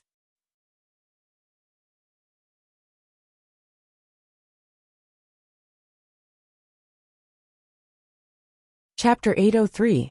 Ao Wushuang was obviously angered by the little girl. Just now, she felt sorry for Su Chan, and her reluctance to part with her suddenly disappeared. She glared at her and gritted her teeth. "This evil disciple, you can't let me go at this moment. You bastard." However, when Su Chan saw Ao Wushuang glaring at her, she immediately put on a righteous and outspoken expression, as if she was saying Plato's classic saying, "I love my teacher, but I love the truth even more." Ao Wushuang naturally understood this expression. She was flustered and exasperated. "Evil disciple, screw the truth. If the mystical silver fox recovers all her strength, we will all be finished together." What truth? But these words couldn't be said clearly. Seeing that she couldn't scare Su Chan, Ao Wushuang had to bite the bullet and say, "I've seen 2 chefs before, and they left the recipes of the Manchu Han imperial feast. I still remember them." Ao Wushuang was not lying. She had inherited the long and fine tradition of the Fox Zen school. She liked to borrow books from everywhere, just like the mystical silver fox who had asked for masters everywhere in the past, but had been repeatedly rejected. In a fit of anger, she either transformed into someone else and secretly learned from them, or simply sneaked into the library and stole the books. After she was forced to separate from Wang Yuanshan, her temperament had changed greatly. She had changed from the naive little fox to the mature and cold Ao Wushuang. In order to become stronger, she had stolen all kinds of scriptures from all over the world, and she had read every book she had caught. Ao Wushuang had once looted the sutra pavilion of some small sects in private, and almost swept away all the ancient books inside. Although today's society was in the age of chaos, it was also an era of knowledge explosion. Even the number of scriptures in small sects was not small, far exceeding that of the ancient big sections. These ancient books ranged from astronomy to geography, including the recipes and cooking methods of the Manchu Han imperial feast. Although Ao Wushuang was very uninterested in cooking, she had a photographic memory. After flipping through these books, she could still remember some of them. If Li Jiandong insisted that she recite them, she could recite some of them, so she wouldn't be talking nonsense. But Li Jiandong didn't mean that. What a joke. The Manchu Han imperial feast? Although he was not a serious chef, he knew that the Manchu Han imperial feast represented the highest level of food culture in China, and even the whole world. Not to mention anything else, just the Manchu Han imperial feast alone had 54 kinds of southern dishes and 54 kinds of northern dishes. There were a total of 8 dishes, which was enough to make Li Yundong go bankrupt. Even if he was making a lot of money from the Desanxian, he couldn't afford to squander like this. What kind of dishes were these 8 dishes? Just the tea that they drank at the beginning of the meal was one of the top 10 most famous teas in China. The Shifeng tea from West Lake Longjing. West Lake Longjing was mainly produced in 5 places: Shifeng, Longjing, Yunqi, Hupao, and Maijiawu. Among them, Shifeng's tea was the best. There was a saying, the most famous tea in the world is Longjing, and the best Longjing is in Shifeng. And Shifeng village, which produced Shifeng tea, was known as the world's #1 tea village. The Shifeng tea it produced was even more famous at the state banquet. Li Yundong was a teahouse owner, so he naturally knew how expensive Shifeng Longjing was. Even the top-grade Huangshan Maofeng tea collected by Ziyuan was a grade lower than this Shifeng tea. However, such a famous tea, which was much more expensive than gold, was only an appetizer tea for the Manchu Han imperial feast. In other words, this tea was used to rinse the mouth. This kind of tea was only used to rinse the mouth. Who the hell could afford to be hurt? The 5 spices pigeons, first-class official swallows, braised deer tendons in clay pot, braised shark skin with scallions, sliced suckling pig, chongchun deer whip soup, tianxiang abalone, filong roe deer spine, panda crab shrimp, shandong sea cucumber, Hericium mushroom braised shark fin, steamed bear paw, steamed deer tail. There was nothing that didn't fly in the sky, walk on the ground, or swim in the sea. Regardless of how much energy and time it took to make these dishes, just gathering the ingredients for these dishes was enough to make Li Yundong suffer. To make the Manchu Han imperial feast, one should never get tired of eating fine dishes. The ingredients were almost endless. If they were really meticulous, it was estimated that after 100 dishes were made, Li Yundong would have to go begging on the street with the fox spirits. They wouldn't even be able to celebrate the new year. Seeing the greedy eyes of Su Chan, and the little foxes lighting up at this time, Li Yundong couldn't help but shiver. He quickly said to Ao Wushuang, "Don't talk about the Manchu Han imperial feast. Lu Feier and Sister Chow are joking with you." As he said this, he quickly turned his face and kept winking at Lu Feier and Chow Kefi. His expression seemed to be saying, "If you dare to say no, I will go back to your house. If I can't eat you up, I won't be surnamed Li." Seeing Li Yundong's expression, Lu Feier and Chow Kefi couldn't help laughing. Lu Feier wanted to continue teasing him, but she was pulled by Chow Kefi and said, "Feier loves to joke. How could I really make a Manchu Han imperial feast? Li Yundong, if you really want to make it, I can't afford to wait. I'm afraid that by the time you make it, I'll be starving to death." The craftsmanship of the Manchu Han imperial feast was extremely complicated. It was a huge project that required a lot of manpower and material resources. Even the top hotels in today's society would find it extremely difficult to complete the Manchu Han imperial feast on their own, let alone Li Yundong, who had just become rich.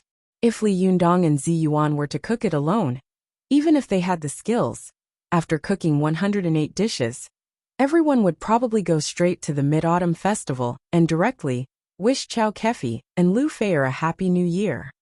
Li Yundong saw that Chow Kefi finally gave him face and did not join in the uproar.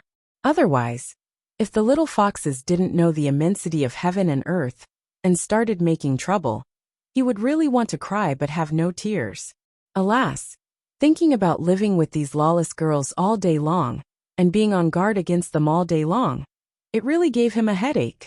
Li Yundong secretly breathed a sigh of relief. As long as they didn't eat the Manchuhan Imperial Feast, everything could be discussed. He smiled and welcomed Chow Kefi and Lu Feier. Don't just stand there. Sit down. Chow Kefi was a little reserved and carefully sat down on one side of the sofa, while Lu Feier was much more generous. After she sat down, she looked around curiously. At a glance, she saw Su Chan standing in the living room in a rather revealing pajamas. She couldn't help but smile and say, "Su Chan, did you just get up?" Only then did Su Chan come to her senses. When she heard the sound of Ao Wushuang coming back, she immediately rushed out regardless of everything. Only now did she realize that something was wrong. She exclaimed and immediately blushed. She covered her face and eyes and turned around like a headless fly. When Lu Feier saw her like this, she found it interesting. When she saw that Su Chan was about to enter her room, she suddenly shouted mischievously, "Hey, you're in the wrong room." How could Su Chan come to her senses? In a daze, she subconsciously turned around and went into Li Yundong's room. In the little girl's mind, since she had entered the wrong room, the other room would not be wrong. Lu Feier had seen Li Yundong come out of his room before. Now that Su Chan was in a panic, she also turned around and rushed into his room. She couldn't help but let out an, "Oh," and looked at Li Yundong meaningfully. It seems that some people are a feast for the eyes. They are very full. No wonder they don't want to greet us. When everyone saw Su Chan's appearance, they couldn't help laughing. Li Yundong also didn't know whether to laugh or cry. He thought to himself, did Lu Feier take the wrong medicine today? Why did she target me as soon as she entered the room? Who did I provoke? Sometimes women should not be provoked, especially beautiful women. Although Li Yundong didn't know why Lu Feier kept picking on him, as soon as he entered the room, he decided that a good man doesn't fight with a woman. So he greeted Lu Feier politely and honestly. Lu Feier smiled. But Li Yundong didn't know that Lu Feier had indeed come to him today, not for anything else, but to vent her anger for his sister Chow. What? Where did the anger come from? What a joke. She suddenly appeared in the crew, then suddenly disappeared, then suddenly appeared again, and finally suddenly disappeared without saying a word. Did she really think that she was the dragon god hero? Li Yundong made Sister Chow infatuated with him all day long. She seemed to have lost her soul when she couldn't see Li Yundong. Although a beautiful woman was getting more and more beautiful day by day, she was also getting thinner and more haggard day by day. Moreover, the most important thing was, Li Yundong had promised to invest in the crew on behalf of Zhao Yuzhen, but where was the money now? I can understand that she disappeared. Li Yundong, you have your own things to do. If a man always revolves around a woman all day long, it will be looked down upon. I can understand that you are busy with your career, but you have to see the money you promised, right? Yes, the film was finished and the filming was done, but did the post-production not need money? The post-production publicity costs money, doesn't it? Lu Feier saw that Chow Kefi had been worried about money these days. She had been frowning all day long and begging her grandfather and grandmother to kneel down to the investors. Lu Feier was furious. She said to Chow Kefi in private, I guess this heartless guy must have forgotten about it. Chow Kefi didn't know about the popularity of Desanxian. At the beginning, she didn't expect Li Yundong to invest a large sum of money in it, so she didn't take it to heart. After all, Li Yundong had helped her solve the problem of the second female lead, which could be considered as ending her worry. But no money was no money. This was the weakness of the crew, which could not be made up for by technology. The emperor didn't send hungry soldiers. Who would work with you without money? When Chow Kefi's mind was not occupied by the mystical silver fox, she was really worried about these things. But she didn't want to go to Li Yundong. She always felt that it was very shameful and hurt her self-esteem to beg him in front of this little enemy. But Lu Feier, who was beside her, couldn't stand it anymore. What? Embarrassed? This is the money he promised. Okay, you're embarrassed. I'll do it. I'll scold him and see if he gives it to me. When Lu Feier said this, Chow Kefi's face turned pale. She quickly held her down so that she wouldn't go out and cause trouble for herself. In fact, Lu Feier was just saying it casually. How could she dare to scold this living immortal? Her words were fierce, but when they met, although her words were very targeted, she could go around the world. Even someone as smart as Li Yundong didn't know the real purpose behind Lu Feier's words. Lu Feier's words were just to provoke Li Yundong to see if he had any guilt. But when she saw that there was no guilt on Li Yundong's face, she suddenly understood in her heart. This heartless guy really forgot everything. Lu Feier was a little angry. She was about to test Li Yundong again when she saw Li Yundong smiling at Ling Yu and saying, "Why are you standing there? Go and pour tea for the guests." As if waking up from a dream, Ling Yu eagerly went into the kitchen to pour tea. After a while, she carried a plate with 2 cups of steaming hot tea on it. She passed by Ao Wushuang and walked towards Chow Kefi. Ao Wushuang, who was beside her, had an idea. She secretly flicked her finger, and a gust of wind shot towards Ling Yu's feet, hitting her numb tendons. Ling Yu let out a cry of alarm and tilted her body. The hot tea on the tea tray splashed towards Chow Kefi's face.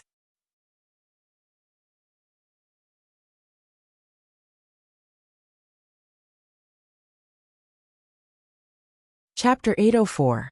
Tea wasn't usually brewed with water that had just been boiled. The tea that Ling Yu was holding was brewed with water that was around 85 degrees Celsius. Even though it wasn't 100 degrees Celsius, it would still be very unbearable if it was splashed onto a person's body. In Ao Wushuang's opinion, if it were her, she would definitely subconsciously use magic to control the cup of water that had been splashed over. Her purpose was also very simple. If Chow Kefi was already a mystical silver fox, she would definitely subconsciously block the cup of boiling tea in such an unexpected situation. However, if Chow Kefi was not the mystical silver fox with mystical luck now, it would be strange if her skin was not peeled off if she was scalded by the water. But if Chow Kefi was really not a mystical silver fox, then Ao Wushuang would be even happier, because it meant that there would be many opportunities for her to make a move, not just on the day of the Thunder Retribution. No one next to them had expected that Ling Yu would make such a mistake at this moment. They were all stunned for a moment. They watched the cup of hot tea being splashed toward Chow Kefi, and Chow Kefi herself seemed to be scared silly and did not react at all. Everyone could only watch the cup of water tilt little by little. The hot tea in the cup splashed out like a slow motion, splashing toward Chow Kefi's face and chest little by little. For a moment, even if someone wanted to make a move, it was too late. Chow Kefi was about to be drenched by the flying tea. But at this moment, the tilted teacup suddenly stopped in mid-air, and the water that splashed out suddenly froze, as if the scene had been fixed in place. Everyone was dumbfounded, but they quickly recovered from their shock and turned their gazes to a place not far away. Li Yundong stretched out a hand, as if he was grabbing something in the air. His 5 fingers closed slightly, and an invisible huge junqi, like invisible tentacles, grabbed the spilled tea and the tilted teacup in the air. Li Yundong was not the closest person to Chow Kefi, but he was the one with the highest cultivation here. He had reached the Jinshan phase. With a move of his mind, heaven and earth would move. With a move of his junqi, it was really easy for him to control things within 10 meters of him. Li Yundong waved his hand, and the boiling tea flew into his palm, gathering into a round rolling water ball. When everyone saw that he was so skillful in controlling the water outside his body, they were really dazzled, and their hearts beat fast. Lu Feier was even more tongue-tied. She felt as if she was watching the special effects of a movie in a cinema. Her beautiful eyes were fixed on Li Yundong's hands, as if she wanted to see what kind of magic they had. Ao Wushuang hadn't expected that Li Yundong would help Chow Kefi at this moment. She thought it was a pity, but she was the first to exclaim,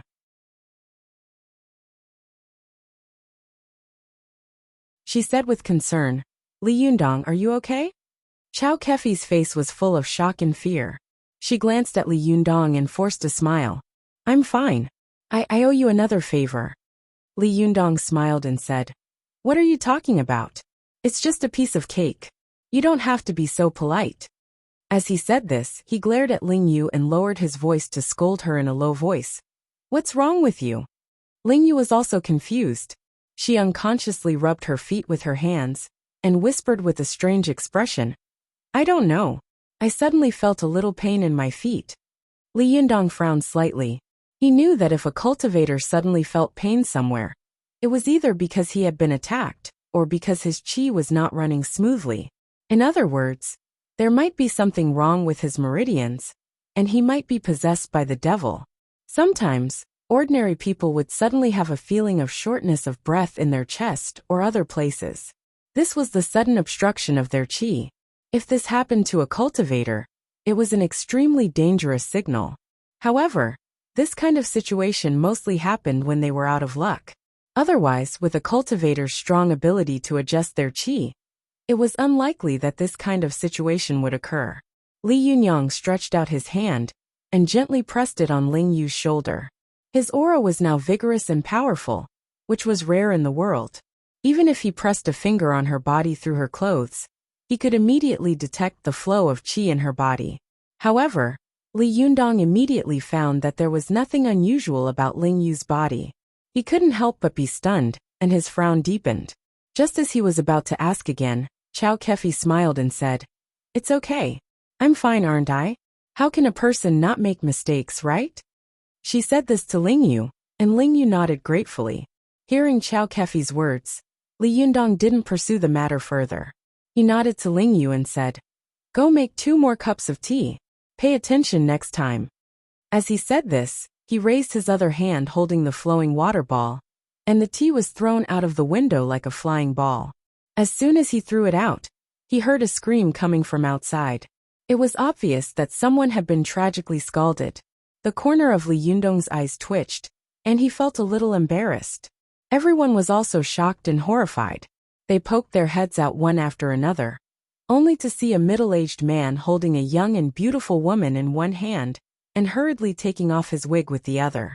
He looked at the tea and tea leaves on the wig, stamped his feet and cursed. When everyone saw him looking up, they immediately shrank their heads back and tried hard to hold back their laughter, not daring to make a sound. Li Yundong coughed dryly and smiled dryly. This is a mistake, a mistake. How can people not make mistakes, right?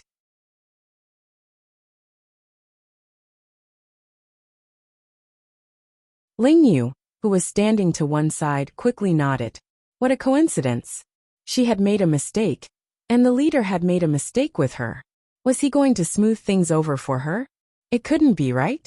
Li Yundong was also extremely embarrassed. He had casually thrown the tea out, which was naturally not a good behavior. But it couldn't be such a coincidence that someone happened to pass by downstairs. There was such a small chance that they would bump into each other. At this time, Lu Feier couldn't help covering her mouth and laughing. Well, I'm going to complain.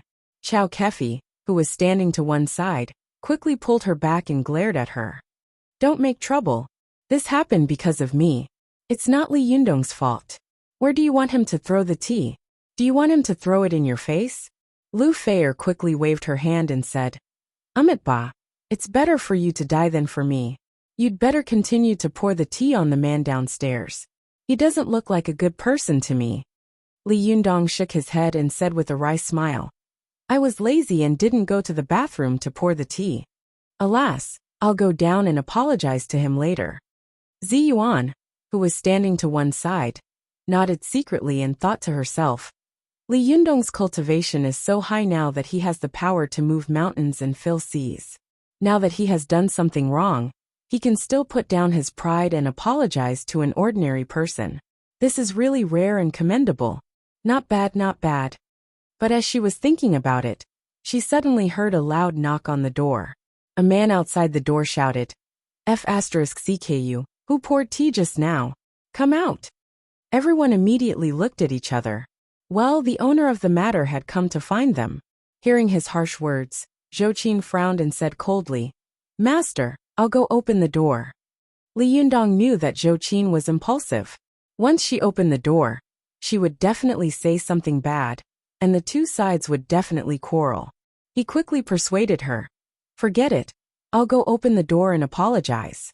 It's not a big deal."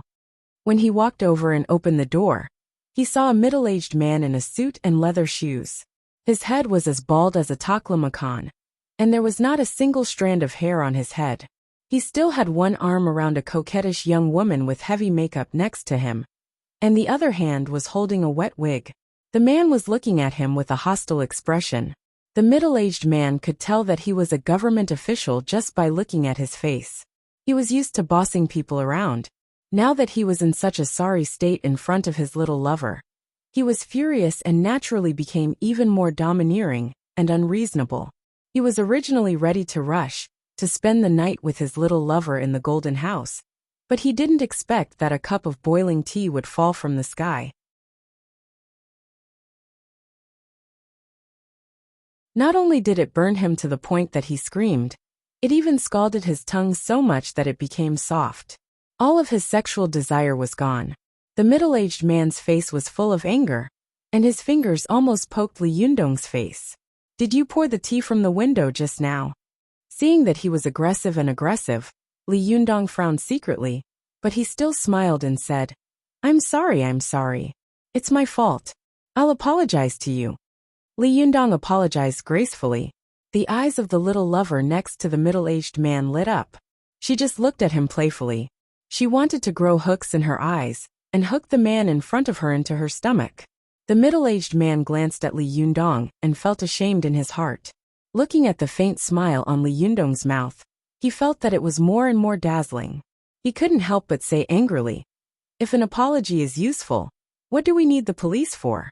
I'll spit on you, and then I'll apologize to you, okay?" As he said this, he opened his mouth and really spat at Li Yundong. Li Yundong was stunned. He had never seen such a person before. The jinqi in his body automatically rebounded and immediately bounced back the saliva. The middle-aged man's vision blurred, and his eyes were suddenly covered by his own saliva. He really couldn't figure out why his face was blurred when he spat at Li Yundong. Behind Li Yundong, Su Chan and the others saw that he was aggressive and unforgiving, and they felt disgusted, especially when they saw him spit at Li Yundong. However, when they saw that Li Yundong had unconsciously rebounded his spit, they immediately looked at the middle-aged man wiping his face in embarrassment with his hands and laughed. The middle-aged man almost exploded. He flew into a rage and roared, "What the hell are you laughing at? If you laugh again, I'll..." He glanced over Li Yundong and suddenly felt as if he had been struck by lightning. He was tongue-tied and couldn't believe his eyes. "Oh my God, there are so many beautiful women in this room. And there are so many beautiful women." As the saying goes, comparisons are odious and comparisons are odious. When the middle-aged man first saw his little lover, he felt that she was really beautiful. He had tried everything he could to coax her into agreeing to be with him for a while. But now, seeing so many beautiful women, the middle-aged man felt that he was hugging a chicken or a dog. He couldn't wait to kick this woman, then snatch all the women in the room, and let himself have fun with them. As the saying goes, beauty makes one dizzy. Beauty is the most terrible thing in the world. The so-called land of tenderness is the grave of heroes, let alone a middle-aged man who was full of material desire and greed. There was a strange light in the middle-aged man's eyes. A thought flashed through his mind, and he laughed maliciously.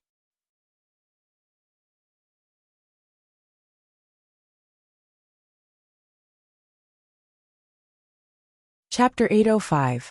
The middle-aged man's lust was aroused, and his IQ was severely reduced. He didn't know who he was provoking, and for a moment, he forgot to think about a very serious matter. Could a man with so many beautiful women around him be an ordinary person? The middle-aged man glanced at Li Yundong coldly, wiped the saliva off his face, and turned away with a gloomy face. The beautiful woman next to him didn't care about seducing Li Yundong at this time. She naturally knew the character of the middle-aged man beside her, especially when she saw the way he looked at the women behind Li Yundong. Her heart skipped a beat, and she secretly understood what was waiting for her. She was truly envious and jealous of these women. She was envious that they were so beautiful that they had stolen her limelight and outshone her.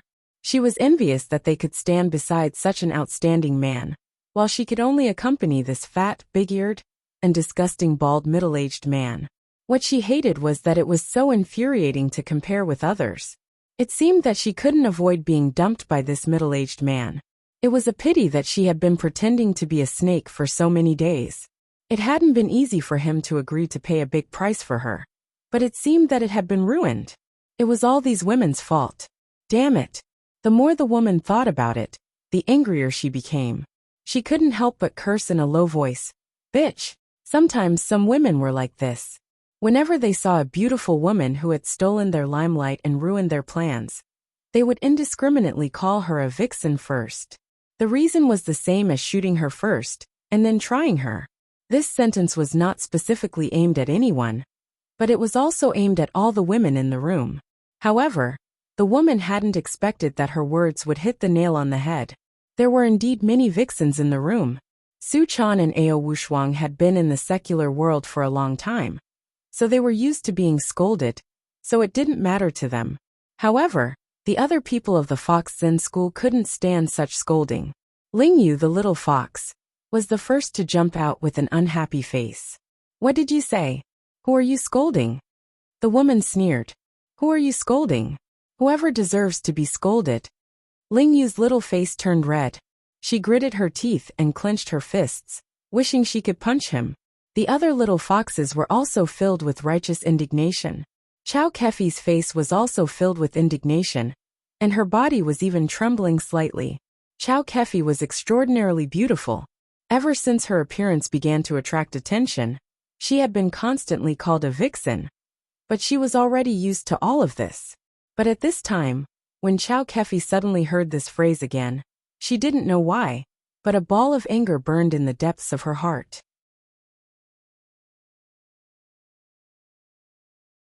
She didn't know where this emotion came from, why she was so angry. It was as if when she heard this word, she gnashed her teeth, wishing that she could destroy everything in front of her. At this time, the attention of everyone else in the room was focused on this woman. Few people noticed Chow Kefi's abnormality. Even Ao Wushuang did not notice it. In her opinion, it was normal to be angry when someone called her a coquettish fox. When she was scolded by the people in the world of cultivation, she wanted to draw her sword and kill them. Only Lu Feier felt a little strange. In their line of work, it was common for them to be scolded. Sometimes, even though she hated the person in front of her, she had to force herself to cheer up and smile. If being scolded like this made her so angry, then they might as well not live anymore. They could just buy noodles and strangle themselves to death. Lu Feier reached out to grab Chow Kefi's hand, but as soon as she touched her skin, she felt a bone-chilling cold. An inexplicable chill instantly invaded her body, almost freezing her blood. Lu Feier shivered and was shocked. She immediately retracted her hand, widened her eyes, and whispered to Chow Kefi, "Sister Chow, why is your hand so cold?" Chow Kefi was stunned. She turned her head to look at Lu Feier, and the inexplicable anger in her eyes slowly subsided. She raised her hand with a blank face and said, "My hand is cold?" Lu Feier said in surprise, "Yes, I thought I was touching ice just now." As she spoke, she reached out to touch Chow Kefi's hand again. But when she touched it again, she suddenly found that Chow Kefi's hand was ordinary, and there was no chill at all. Lu Feier was surprised. "Impossible. I was just..." Chow Kefi also looked at Lu Feier with a strange expression. "Are you sure? I'm not sick." As she said this, she reached out to touch Lu Feier's forehead and said, "Are you sick?" Lu Feier slapped her hand away and said, "Bah, you're the one who's sick." While they were talking in low voices, Ling Yu, who was outside, was also persuaded to come back by Li Yundong's gaze. Li Yundong didn't want to cause trouble, so he closed the door with Ling Yu and the others, and went back to his room, ignoring the two people outside the door. The middle-aged man was still holding the woman next to him with one hand, looking at Li Yundong's door with flickering eyes. In his opinion, Li Yundong's low-key and concession were a sign of weakness. He became more and more sure of his thoughts. He smiled coldly, turned around, and picked up his mobile phone. Li Yundong didn't take the matter in front of him to heart at all. After he returned to his room, he greeted Chao Kefi and Lu Feier calmly. Under Lu Feier's repeated hints, Li Yundong finally remembered what he had promised Chao Kefi before. Although he had a good memory, he had a lot of things to do, and one thing was bigger than the other. Compared with these things he had encountered, the promise he had made to Chao Kefi was really a small matter, although this matter had been a headache for Chao Kefi for several days. Li Yundong said to Chao Kefi with a guilty and apologetic face, "Sister Chao, I'm really sorry. These days I really have a lot of things to do, and I forgot about this matter. I will definitely pay you back later." Chao Kefi was not willing to take Li Yundong's money. She said with embarrassment, "It's not easy for you to make money. Keep it for yourself. I can find a way to get money." At this time, Zhou Qin heard their words and came over with a smile. "President Chao, don't be polite with my master. If it's not easy for him to make money now, there is really nothing in the world that is easy to make money." Lu Feier and Chao Kefi looked at her curiously and asked in unison, "What's wrong?" Zhou Qin chuckled and explained the current situation of Desanxian. Only then did the two women suddenly understand. A large group of Japanese believers had come all the way to Tian'an City to be rich. If it was not easy to make money, then there was really nothing that was easy to make money. Lu Feier's eyes widened in surprise. "Is the business of Desanxian so good now? Is it so exaggerated?" Zhou Qin smiled and said, "You'll know when you go there another day." As she said this, she smiled and said to Chao Kefi, "Don't feel sorry for my master's money. Now he doesn't know how to spend the money he has earned. It's a waste to put the liquid funds in the bank. You know, now that prices have risen so much, saving money in the bank will benefit bankers and the rich. The longer you save it, the more you will lose. I also want to persuade Li Jiandong to take out the money, to continue building a tea house, or invest in other industries." Zhou Qin was born in an official family, so she naturally understood the ways of business and politics very well. She had always believed in the idea that in today's society, if you wanted to make money and make a lot of money, you had to meet two conditions. And these two conditions were indispensable. These two conditions were, first, you had to have money. Without money, you really couldn't do anything. You could only work for others. Others ate meat, you ate onions, others ate vegetables, and you drank soup. As the saying goes, it is difficult to be a hero without a penny. At that time, Li Jiandong was so worried about the starting capital that he wished he could pawn it himself. Any industry needed investment at the beginning. Even if you wanted to get something for nothing, you still had to invest money first. Money was a prerequisite for becoming rich and making a lot of money. No matter how good a person's business skills were, if he didn't give him a penny, he would still be helpless. This was the saying, "A clever woman can't cook without rice." But money alone was not enough. The second point was, you had to have connections. Without connections, no matter how rich you were just a headless fly. If you took the money and threw it randomly, it was very likely that you would lose everything. With connections, you could ensure that your investment would not be easily wasted. Li Jiandong could now be said to have met the two major conditions to become rich. He now had 6 figures in his hands. Although it was not a lot, it was finally a starting capital. This money was equivalent to a snowball. As long as the investment was accurate, it would immediately produce a snowball effect, rolling bigger and bigger, until it became a behemoth in the end.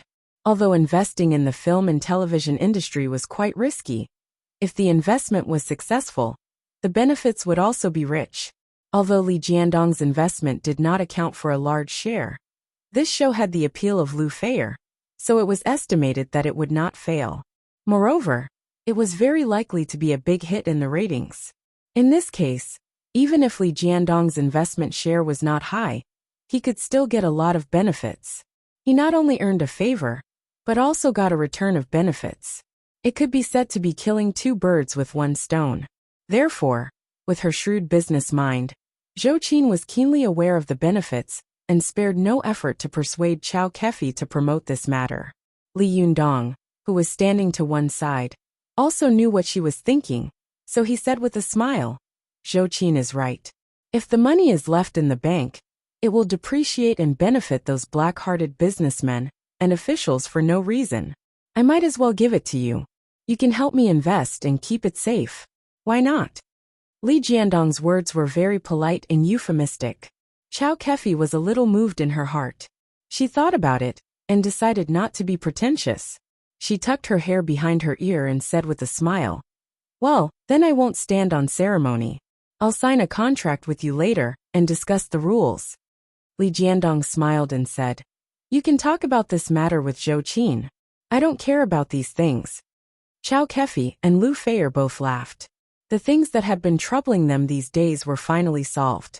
Speaking of which, if it weren't for Chao Kefi being too clean and beautiful, there would be as many people eyeing her as carps crossing the river.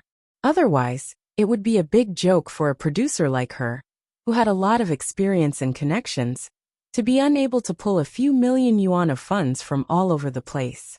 After this matter was resolved, Lu Feier smiled happily and suggested that everyone have a drink to celebrate the cooperation between the two sides. Li Jiandong readily agreed. He turned his head and asked Zhou Qin to get the tea set. He wanted Zi Yuan or Su Chan to personally perform a tea ceremony. But before he could speak, he suddenly heard a violent knock on the door outside. A loud shout came from outside. Open the door! Open the door! Li Jiandong's door had never been smashed like this before. For a moment, the people in the room looked at each other. Ling Yu walked to the door and shouted with an unhappy face. Who is it? Why are you knocking so loudly? The voice outside the door was extremely noisy and fierce. A group of people shouted one after another. Cut the crap and open the door.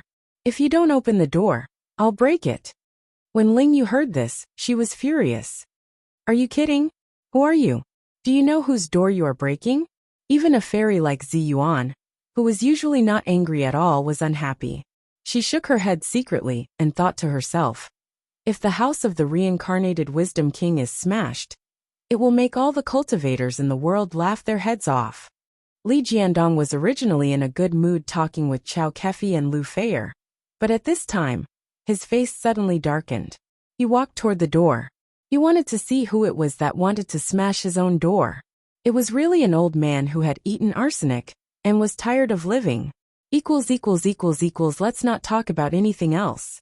Take a look at my daily update time in the past 2 days. I haven't updated at this time for a long time. Right now, to me, sleeping is the happiest thing. While my fellow readers are in their sweet dreams, I'm still running around for a living, working hard to write. Please understand, thank you.